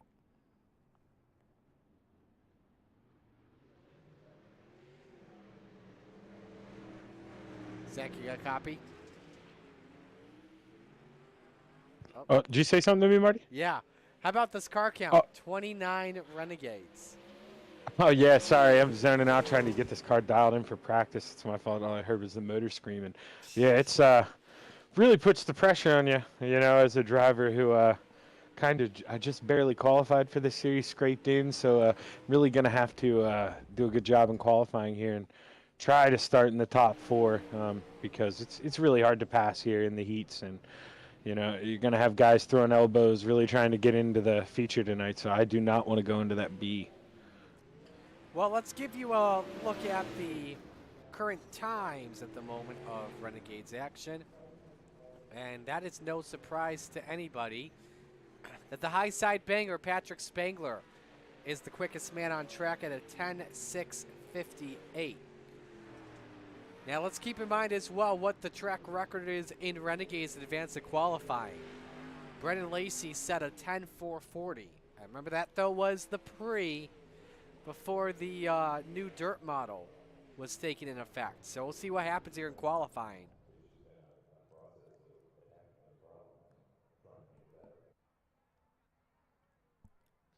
All right, we'll see who the first driver is on to the racetrack. That's Brandon Talbot in the 39. By the way, for those wondering, no Brandon Dittmer here as he is taken off for the rest of the night, so it is just me and Zach that'll be taking care of you here. We're going to watch Spangler here on lap number 1.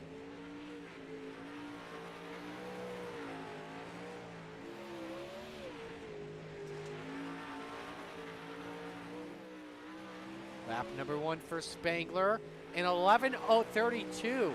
Templeton quickest in 11.01. Second lap time for the high side banger. Is he faster? No. Oh, actually he is. 11.23. Quick time from Jesse Bandy. 11 even for the 49. Here comes Wilson across the line. Is he better? No, but Brian Moore Sr. is working on lap 2 when he's 4th quickest at 11.09. Second lap better, it's not. Randy Shreves. Now correct me here if I'm wrong. Roger may have to send me a message on this. But Randy did not finish in the top 5 in the Rebels race. I don't know if they allowed him to come in because he ran out of fuel or something. I don't know. How about Blake Chapman? 3rd quick on lap 1, 11.07.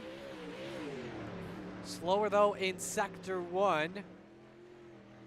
That's slower that time by. Let's go to Kyle Moonen. Just put up lap number 1. May have been invalidated lap because he may have hit the wall or something.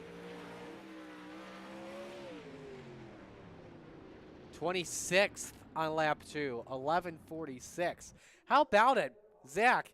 Everyone's separated by a half second here.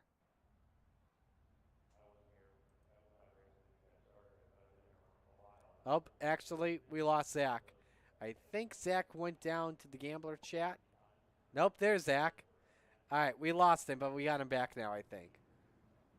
Yeah, went to go do some adminning a little bit. Gotcha.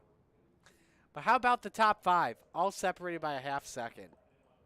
Yeah, you know, it makes me feel really slow. That's for sure. They're really quick. I'm not too sure. I didn't get to watch qualifying. I was out there on the track. I committed to the bottom the first lap. Probably the wrong mistake. I went to the top and improved by like 0.2, but probably should have just kept it wound up top, I imagine, by looking at the times.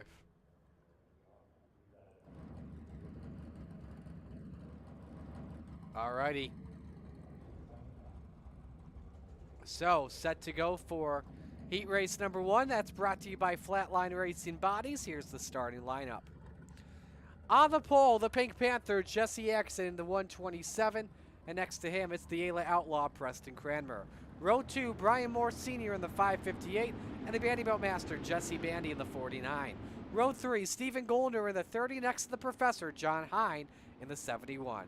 And in row 4, Kyle Sargent in the 91.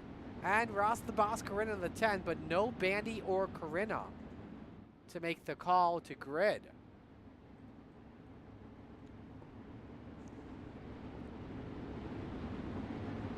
That's kind of odd.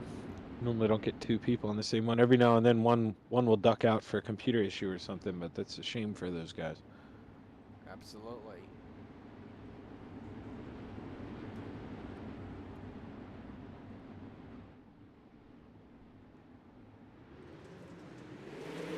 Green flag is out. Here we go. Oh, Atkins! Oh my goodness! Did everybody just wreck in that? Everybody definitely got a small piece of that for sure, at least. Brian Moore getting it the worst. Tough for him, you know. This was when he was really fast in the B race on this track, and he was looking for it on the bottom, but he just, wrong place, wrong time. Atkinson and Goldner nearly touched. We complete lap number 2. Goldner, though, the quickest on the racetrack. And this was a guy that started back in 5th. He got sideways off the corner, both of them sideways. As we're halfway home in Heat 1, winner on pole tonight. Final car in currently is John Hine. We're focused on this race for the lead, Zach. Yeah, Goldner, I think he proved my theory correct. I went to the wrong place in qualifying. He's eaten up against that wall, especially in 1 and 2. The advantage doesn't really seem to be there as much in 3 and 4, but 1 and 2, that thing looks like it's got a rocket strap to it. 1 lap to go.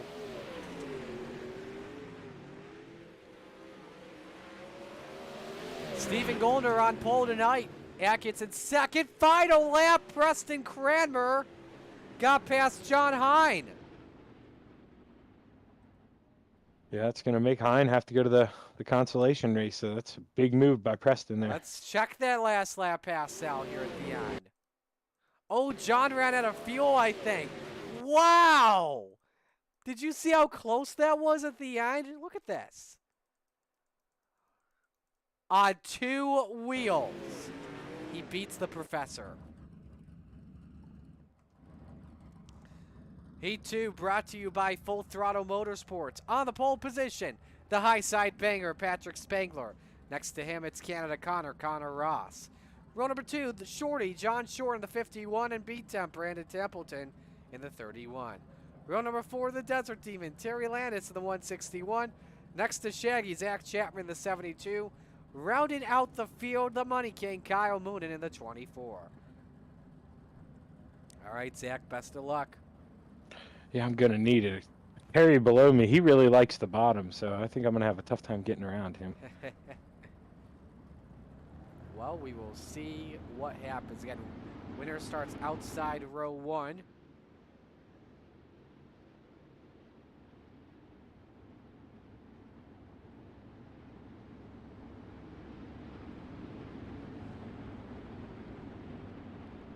As we are set to go racing. Let's know who you're rooting for in chat. Been quiet lately here in the chat. Let me know who you're rooting for. Come on, I want to hear what you think about the racing here so far tonight. All right. Spangler and Ross, the front row, ready to bring us to the green flag. Here we go.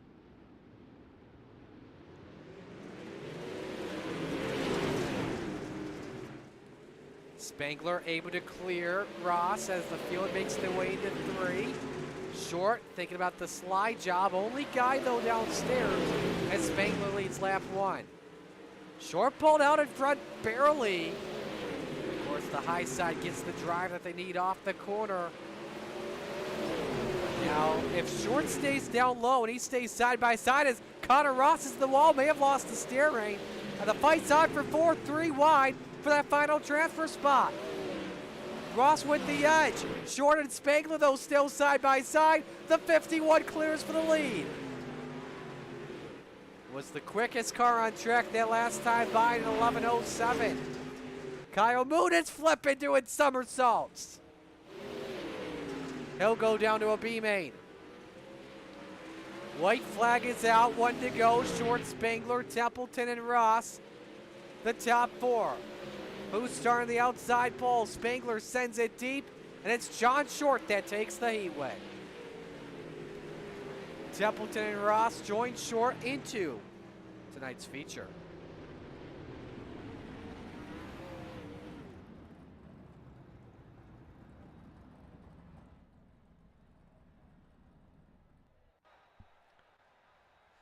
Bring Zach back in here. What'd you think about that one? I think Kyle Moonen is going to be mad at me. He might have every right. I didn't realize when I got my head down, was battling with Terry, and I think maybe he got a run on me coming out of one of the corners when my right rear stepped out, and I think I maybe wrecked him. So I'm sorry, Kyle. Not that means anything now. Ooh. Yeah, it looks like you may have, unfortunately.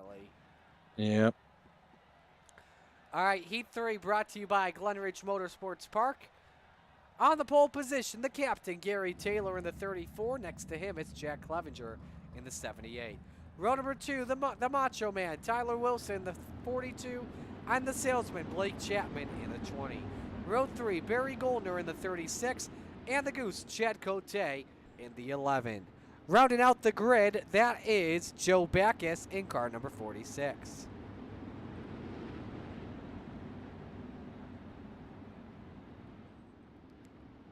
One lap to green here. Obviously, Blake Chapman's the one to watch. Who else are you watching closely? Definitely got to watch out for the Macho Man. I mean, he's one of the quicker guys there in qualifying, but being penned down on the bottom, it's definitely tough. We'll see what he can do there, if he can move up and try to get around, or if he'll just try to do it on the bottom.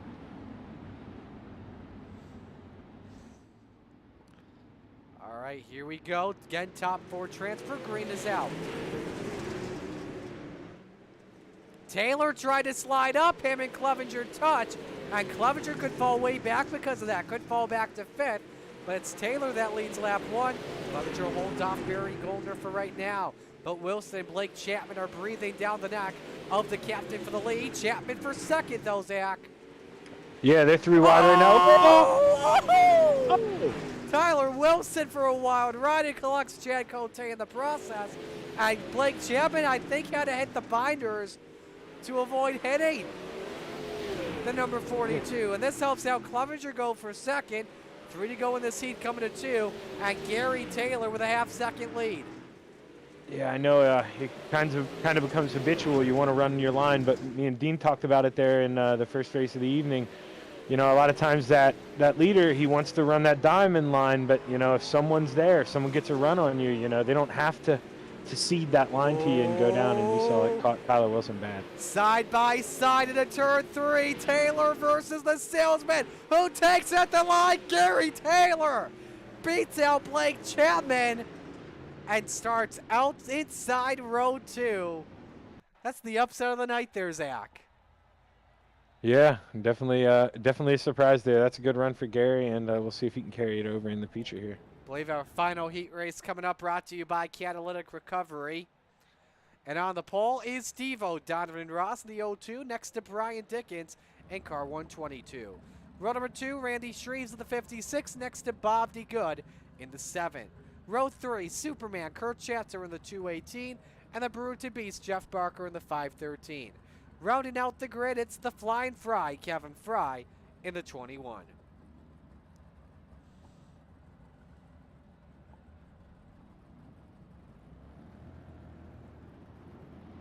No call for Randy Shreves to grid, and I think it has to do with the fact that he didn't finish in the top 5 in the Rebels race. That'll move everybody else up. And so we've got an all dirt track bank front row here. All Hammer Down Racing front row. Yeah, Kevin Price hoping they hammer down into each other and gets to steal a win, but those teammates will have to see how hard they battle here if they really want to go for it. I mean, this means a lot, you know, with having 4 heats. We've had a lot of cars tonight, you know. It's 4 spots there up for grabs.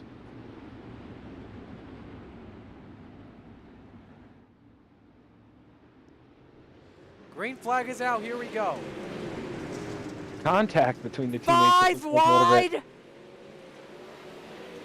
I mean, it could be a thing. We knew that it was a possibility. We didn't think it would actually happen here tonight, Zach. No, yeah, exactly what I said happened. The teammates got into each other at the end of the straightaway, and it really opened up the door. And I mean, you know, you want to make the show now, so everybody's going for that top 4. And you saw they threw it in there 5 wide, and they made it work. The race for 4 just got interesting, though. Bob DeGod gets into Brian Dickens and Jeff Barker. And it looks like Bob the Good is going to end up being the beneficiary of that, too. Big gap now to the 5th car. Race still on for the lead between Kevin Fry and Kurt Schatzer. Schatzer looks for the run on the outside. They're still side by side. 2 to go, Zach. Yeah, Fry really making it work there on the bottom in the exit of 3 and 4. There's just a little more tack there than it is up top. So I'm anxious to see if Kurt maybe tries to get a big run in 1 and 2 and try to throw the slider, but I imagine Kevin will try to block that. Kevin Fry, checkers are out. He wins heat 4. Schatzer, Ross, be good, make up the transfers.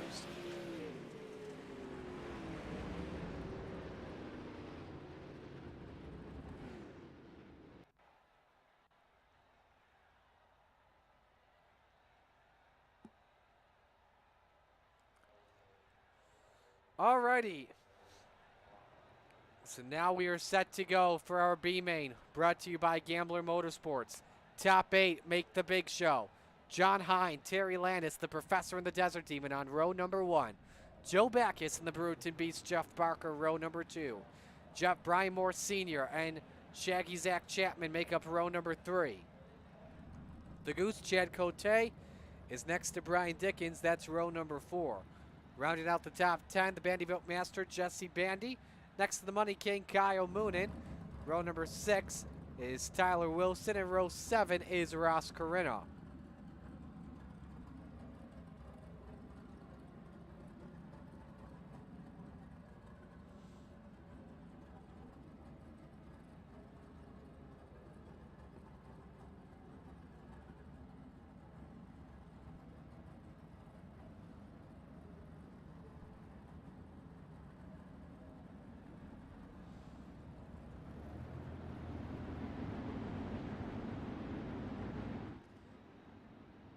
All right, Marty, got to not finish in the bottom 3 here. Yes, absolutely. Best of luck, Zach. Yep, appreciate it.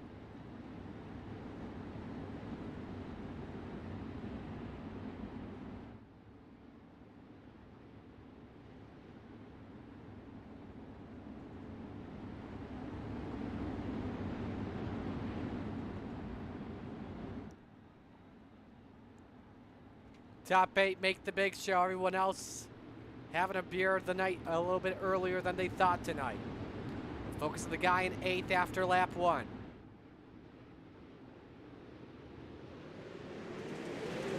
Hine with a huge start on Terry Landis, and we're 3 and 4 wide. Cote with a horrible accident turn number 2. Warren Hine still side by side. Hine leads the opening lap. Final car in is Kyle Moon, and has to race his teammate Jesse Bandy for 7th, and Bandy was one of the quicker drivers we had earlier tonight. Man, look at this. 2 Bandybuilt drivers and a Phantom driver. Always fast racing for a spot. Tyler Wilson in the Training Wheels camp is currently out in the 10th position. 3 wide in the corner. Bandy with the edge for right now. And we're approaching halfway here in this B main. Jeff Barker, the final transfer spot in with the advantage on Ross Corinna. High side hustler off for turn number 2. But Barker with the bite, still with it for right now. Corinna, I think, edged out Barker with the line, had a heck of an exit. And now Bandy's currently the final driver in. 3 wide for the 7th spot. 2 make it in, 1 driver's going home. 2 laps to go.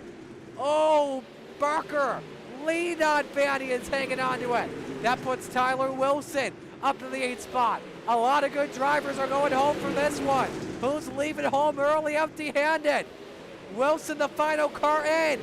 Bandy has to set it in deep. Backus maybe the final driver out to the line. Oh my goodness me! Wilson wins it, but I would say, oh my goodness me, because Jeff Barker, in the words of Troy and Gabriella, went soaring and flying. Let's watch that before we go to break.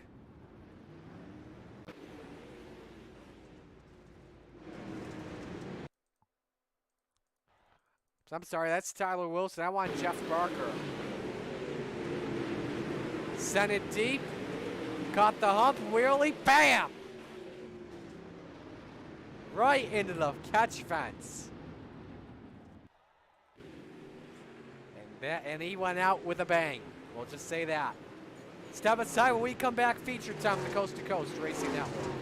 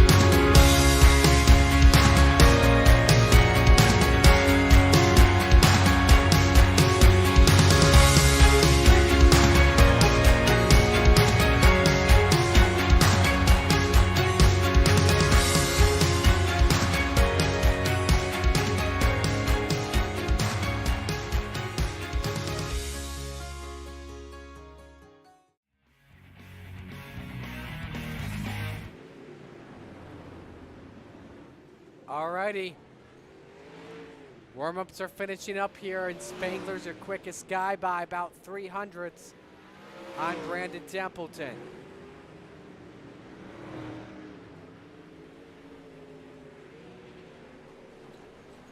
Well, folks,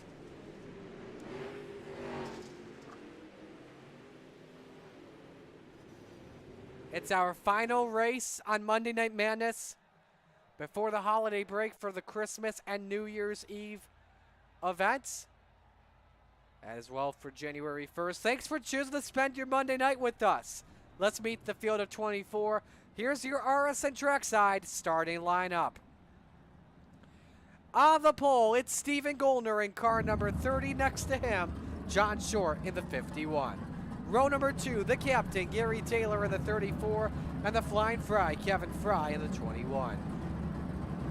Row number 3, the Pink Panther, Jesse Atkinson in the 127. Next to him, the high side banger, Patrick Spangler in the 39.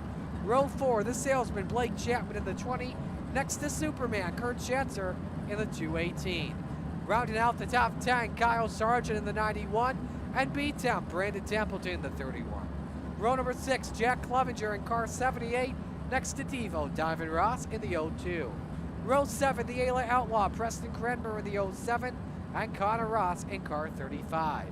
Row number 8, Barry Goldner in the 36, and Bob DeGood in the 7.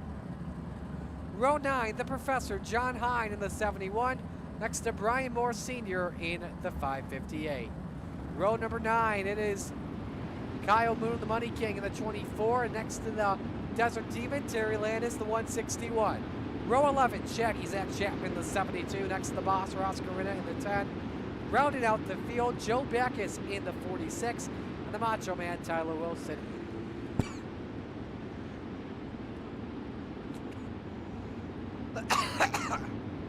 Excuse me, I'm fine.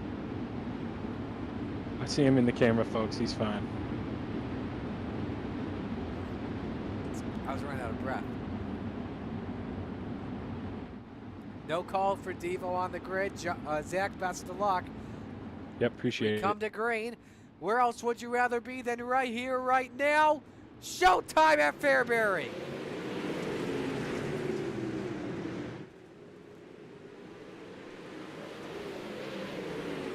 Stephen Goldner with the edge on John Short. Field makes their way off at turn 4. Caution's already out. And we've got Connor Ross around, and Joe Backus is collected in the aftermath. You see as well, actually, we may have had a crash for Preston Cranmer and John Hine. See what happened.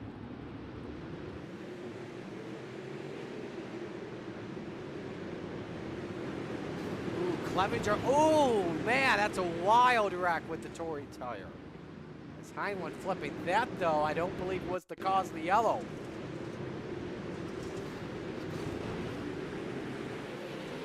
This, I believe, was with Connor Ross.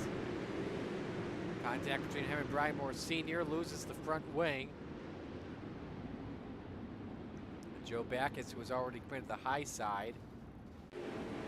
Nowhere to go.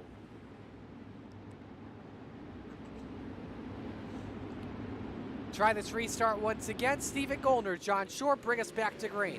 Saw Goldner stuck to the outside, and Kevin Fry ran out of real estate. And he nearly got sidewinded in that situation. Jesse Atkinson's around a T-bone by Terry Landis. Bob D. Good also caught up in it and upside down. Can't even get a green flag lap in. What in the world's going on here?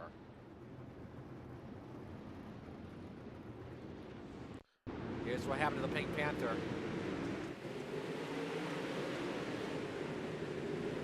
He was it by himself. Contact with Gary Taylor.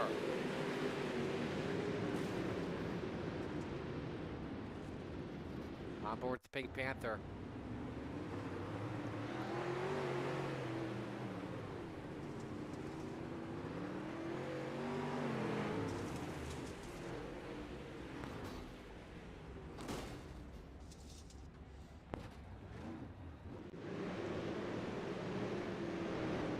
We're coming to the green flag this time by, as he saw from Barney. Double file once again. We had single file when we don't complete a green flag lap. Here we go. Short was caught sleeping in the aftermath. Spangler up the wall though. Here comes Kevin Fry underneath. This may reset one more time, just a heads up.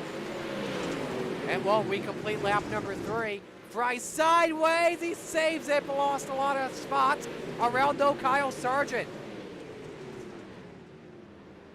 And we have more issues in front, I believe, with Donovan Ross maybe?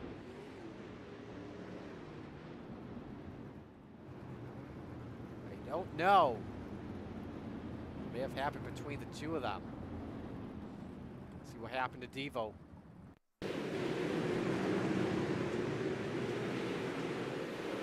Oh, man. Got sideways after going over the hump. And Sargent was already around. But what, though, is the question?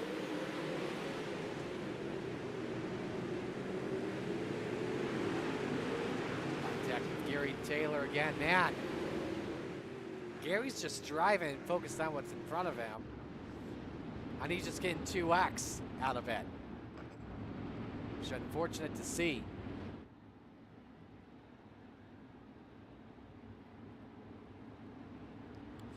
You see, it's been deemed a single file restart as we come back to the green. There is a car though stopped on the track, so they've turned the caution lights back on for one more lap. Let's see who's checking in on the chat. Steve Bixler rooting for the captain.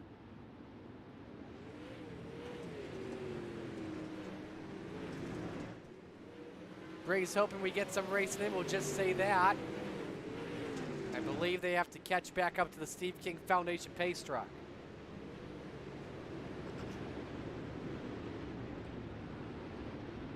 Again, a reminder, we did mention that it's our final race before the Christmas break. However, though, our next official race of Monday Night Madness is set for January 8th, round 3 at Outdoora. All right, let's try this again. Holds serve on John Short. Short and Spangler race for second. Oh! Spangler! I think his steering went out after the slightest of contacts. It is. Oh my goodness.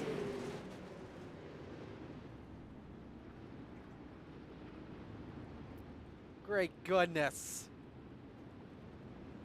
We may have to take this a single file for the rest of this race. It was just the lightest of touches.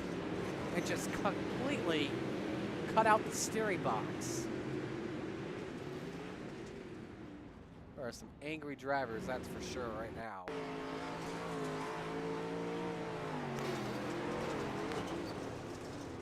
Oh, you see it right there? The left front suspension became detached from the wheel.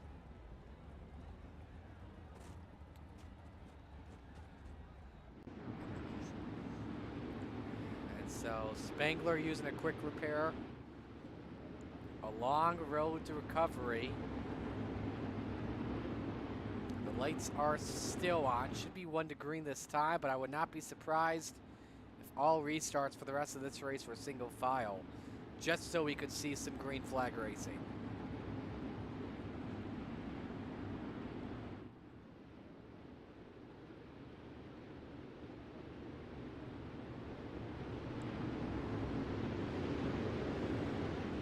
Golner, double file again? Okay.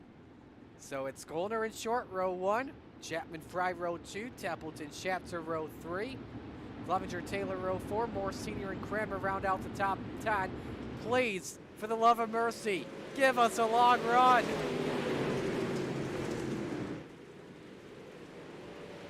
Short takes away. Oh, they're wrecking again. That's Terry Landis upside down with Kyle Sargent. I feel your pain, folks.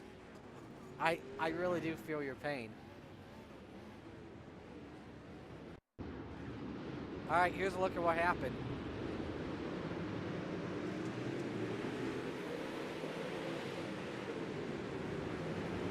Ooh, he was trying to avoid hitting Preston Cranmer. Then Kyle Sargent just got caught up in it.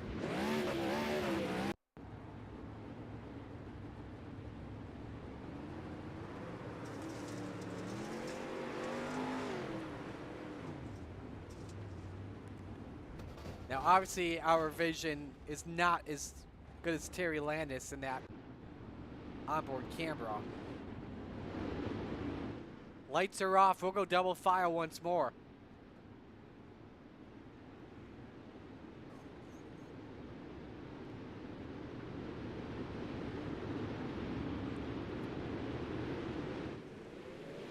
Seven laps are complete.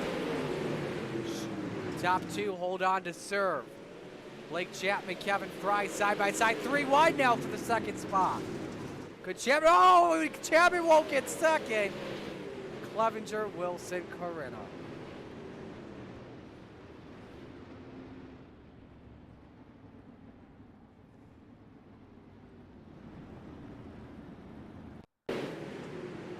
If you bet the over on cautions, go play some blackjack tonight, folks.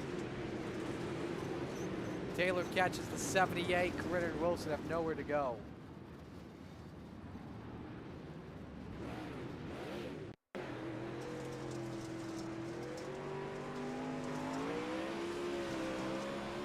He's going to turn number 1. I think he was trying to check up for the car in front. I think that was Kevin Fry or Brandon Templeton.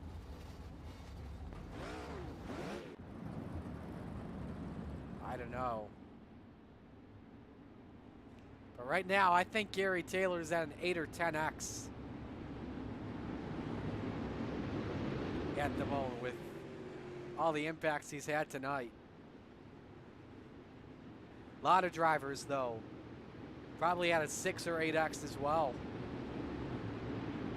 Try this again. Golder holds serve. And Gary's sideways. He saves it, though. And we're staying green. Chapman Fry racing for the third spot. Fry nearly squeezes Schatzer into his teammate. And they're all sideways further back. Ross, Carrera, Landis, yellow again.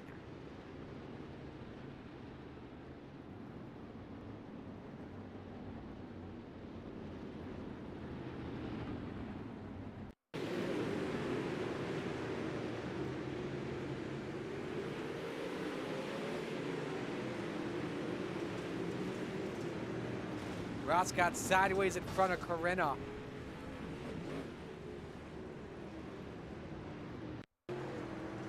Let's see here with Devo. What got him sideways? Oh, DeGood came down into him.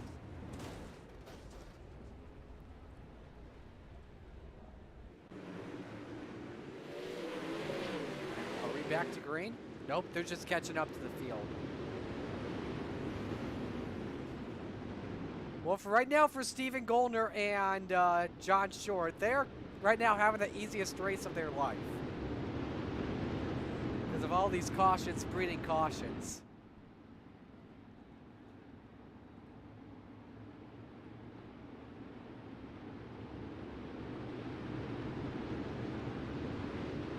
Goldner the control car, we're back to green.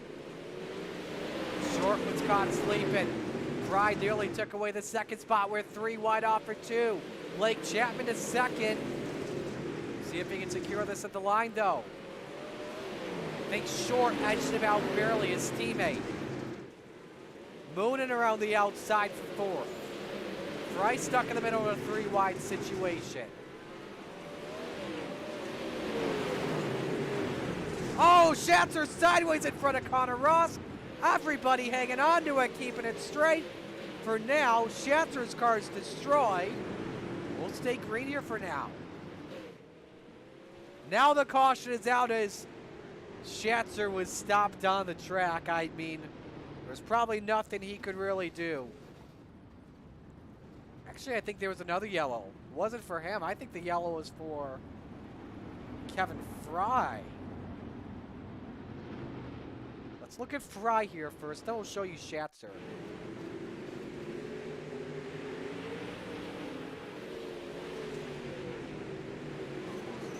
He caught the wall by himself. Around he went, and that collected Connor Ross. Then John Hine went flipping.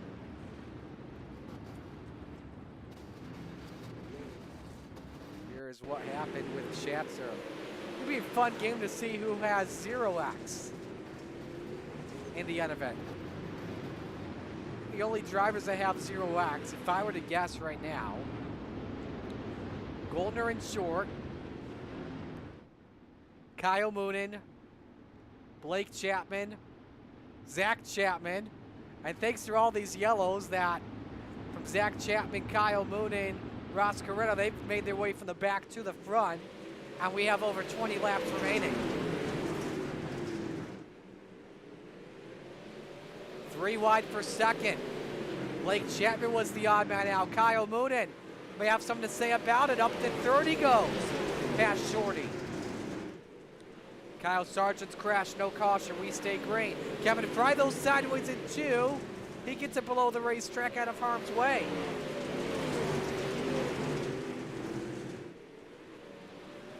Short back in that podium spot. Blake Chapman has lost places again, down to 4th. One in the front of the field is pretty much hasn't single filed out. Closest race we have, Brandon Templeton and Blake Chapman. into the race for 4th position.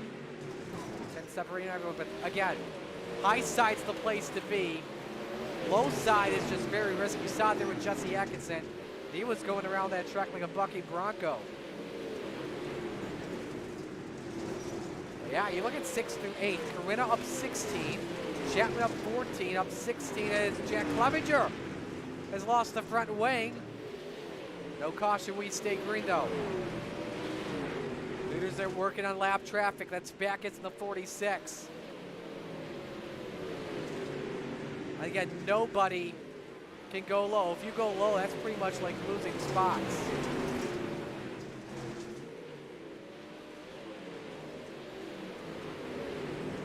Let's see how drivers attack lap traffic.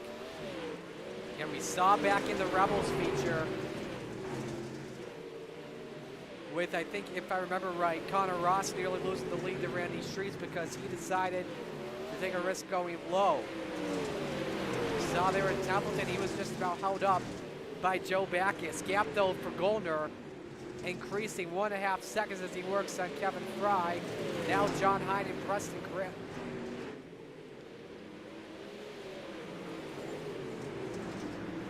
Now working on John Hyde and Preston Cranmer.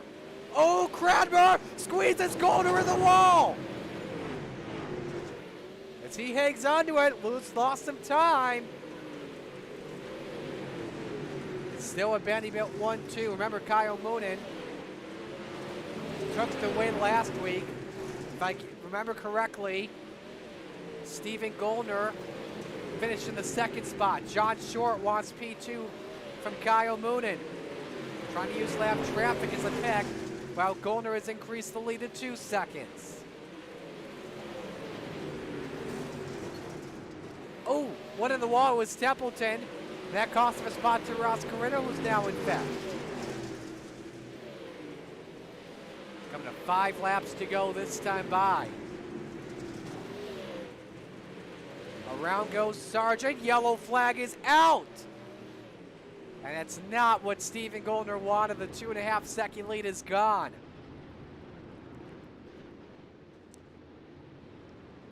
But on the bright side for him, it will be a single file restart.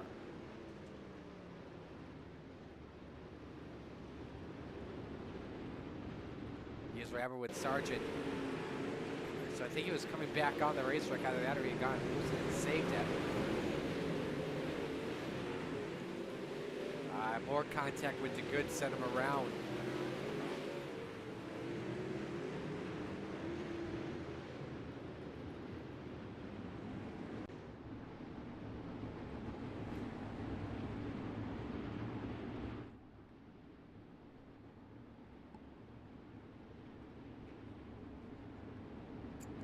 Lights are off, 1 to green.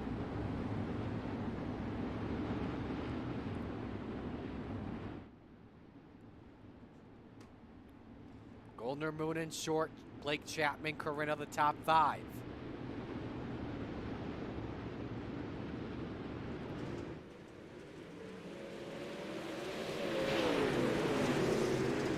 Now does Moonen try to attack or does he defend John Short from having a chance at Stephen Gollner? 3 laps to go. Let's remember last week we asked Stephen Gollner if Bandy. Oh, Corinna all around in front of Zach Chapman. Collects Atkinson, Backus, Andy Good.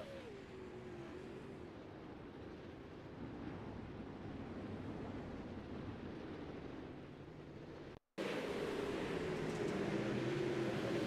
a look.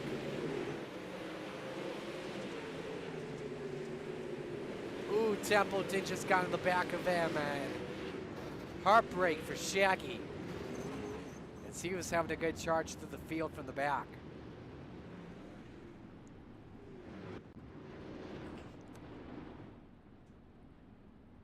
Not gonna watch another angle of that, but I think we asked Stephen Gollner, if I recall correctly from last week, if Vanderbilt was back. And he believed they were. As last season they took a majority off of their drivers to work on their setups with the new dirt new dirt track package. Right now it's paying off.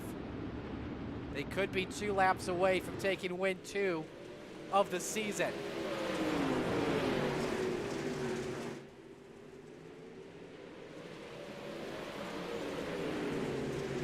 Everybody on the high side. White flag is out on the final lap for Steven Goldner in the Velocity Race Designs Vanderbilt Racing. Number 30 through 3 and 4. 2 for 2 for Vanderbilt. Steven Goldner back in victory lane at Fairbury. Moon in second, Short third, Blake Chapman fourth, Templeton fifth. Biggest mover, Tyler Wilson in sixth from last to sixth.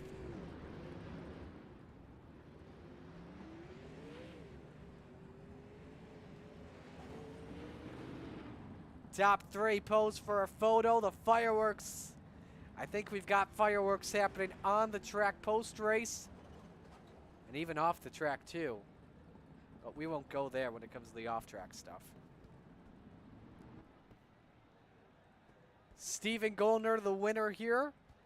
Moon in second, Short third, Chapman fourth, Templeton fifth, Wilson sixth, seventh, Schatzer, Spangler eighth, Moore ninth. Those are the 9 drivers that finished on the lead lap. Here's a look at 11 through 20. Man, heartbreaks for both Ross Carina and Zach Chapman. Now look at the rest of the field here at the end. All right, top 3 are in, ready to discuss this race. And let's begin with our 3rd place finisher in John Short. John, a solid day here for you tonight. Keeping your car near the front, obviously. Lost second spot there to Kyle Moonen. But walk us through this race from your perspective tonight. Yeah, I think Steven was probably a little better than me. He got, I mean, obviously the initial start, getting the bite down low. The caution came out so quickly, I wasn't able to get back around and see who would have led the lap. But from that point, just getting stuck down on the bottom, starting in second was pretty much just really all I can go off of is sound when he's outside of me to be able to restart. So just trying to do that and trying to protect my corners as much as possible, at least to be able to get up to the top and fall in line behind him. So it was going to take some traffic and me being on his tail to be able to catch him, but he was definitely faster than me tonight. So I think the better guy won. Lost second just because, well, honestly, I mean, he had his teammate behind him, so they were probably able to count down the restart and get that jump where I kind of fall back in line behind him. So that's how the game goes. So those two have been pretty fast lately, hooked up as teammates there. So just happy to put it on the podium and keep it in one piece starting up front there. Of course, the last time we were at this racetrack was before the dirt track package, and if I recall correctly, this was during a time where you were one of the dominant drivers. Was there anything that may have helped you out from that last race that you took away? Yeah, I mean, a lot of it now is not much different. It's just throttle control. The dirt changes a lot. But in the heat race, a lot of it's just knowing how to run this track. And Fairbury's always been, it's probably my favorite short track on the series or on the iRacing platform. So just being able to run around here and the walls being so close to the wall up there on top and just having a nice little rhythm. You just kind of pick up some tips and tricks from running it for so long, just always trying to hit the top just a little bit better. I by no means hit it well tonight. I know I hit it a couple times good and probably had a chance to slide Moonin late, but I didn't really want to take everybody out with a terrible slider, which was probably going to be the case there. So it's ready just to sit tight in third and then try and salvage a good night and maybe try and compete for points this year and not dig myself in a hole so early on. Who do you want to give shout outs to? I definitely got to thank all the guys at KSR, Great Sim Racing. Definitely have a lot of fun out there. I guess Joe transferred up with us, so we had the whole bunch back together. It was a good, fun night. I know a couple of those guys had some bad luck in the back, just with all the cautions and chaos. But for Blake and I to put it in third and fourth here, it was a good finish. And I got to thank you guys for putting on the broadcast, the league for putting on the races, and most of all, thank our main sponsor, Galen's Homegrown Popcorn, for all the delicious treats that they supply us. If you don't know about them yet, they got some of the best gourmet popcorn. I know everybody knows about them from Blakewind and everything, but just same old code applies. CART. You get yourself 10% off a discount. Perfect gift for the holiday season. Munch on while you got all those get-togethers. So, and then the last but not least, Epsilon Sprint Ramps for putting on awesome paints on all our cars. Alrighty, man. Happy holidays. Merry Christmas. Great job tonight. Thanks, you too. Merry Christmas. Now we go to our second place finisher in Kyle Moonen. Kyle, that was probably the yellow that you wanted. Obviously, it wasn't for your teammate. Was the plan there in just those final few laps, just trying to defend John Short for maybe having a run at Steven?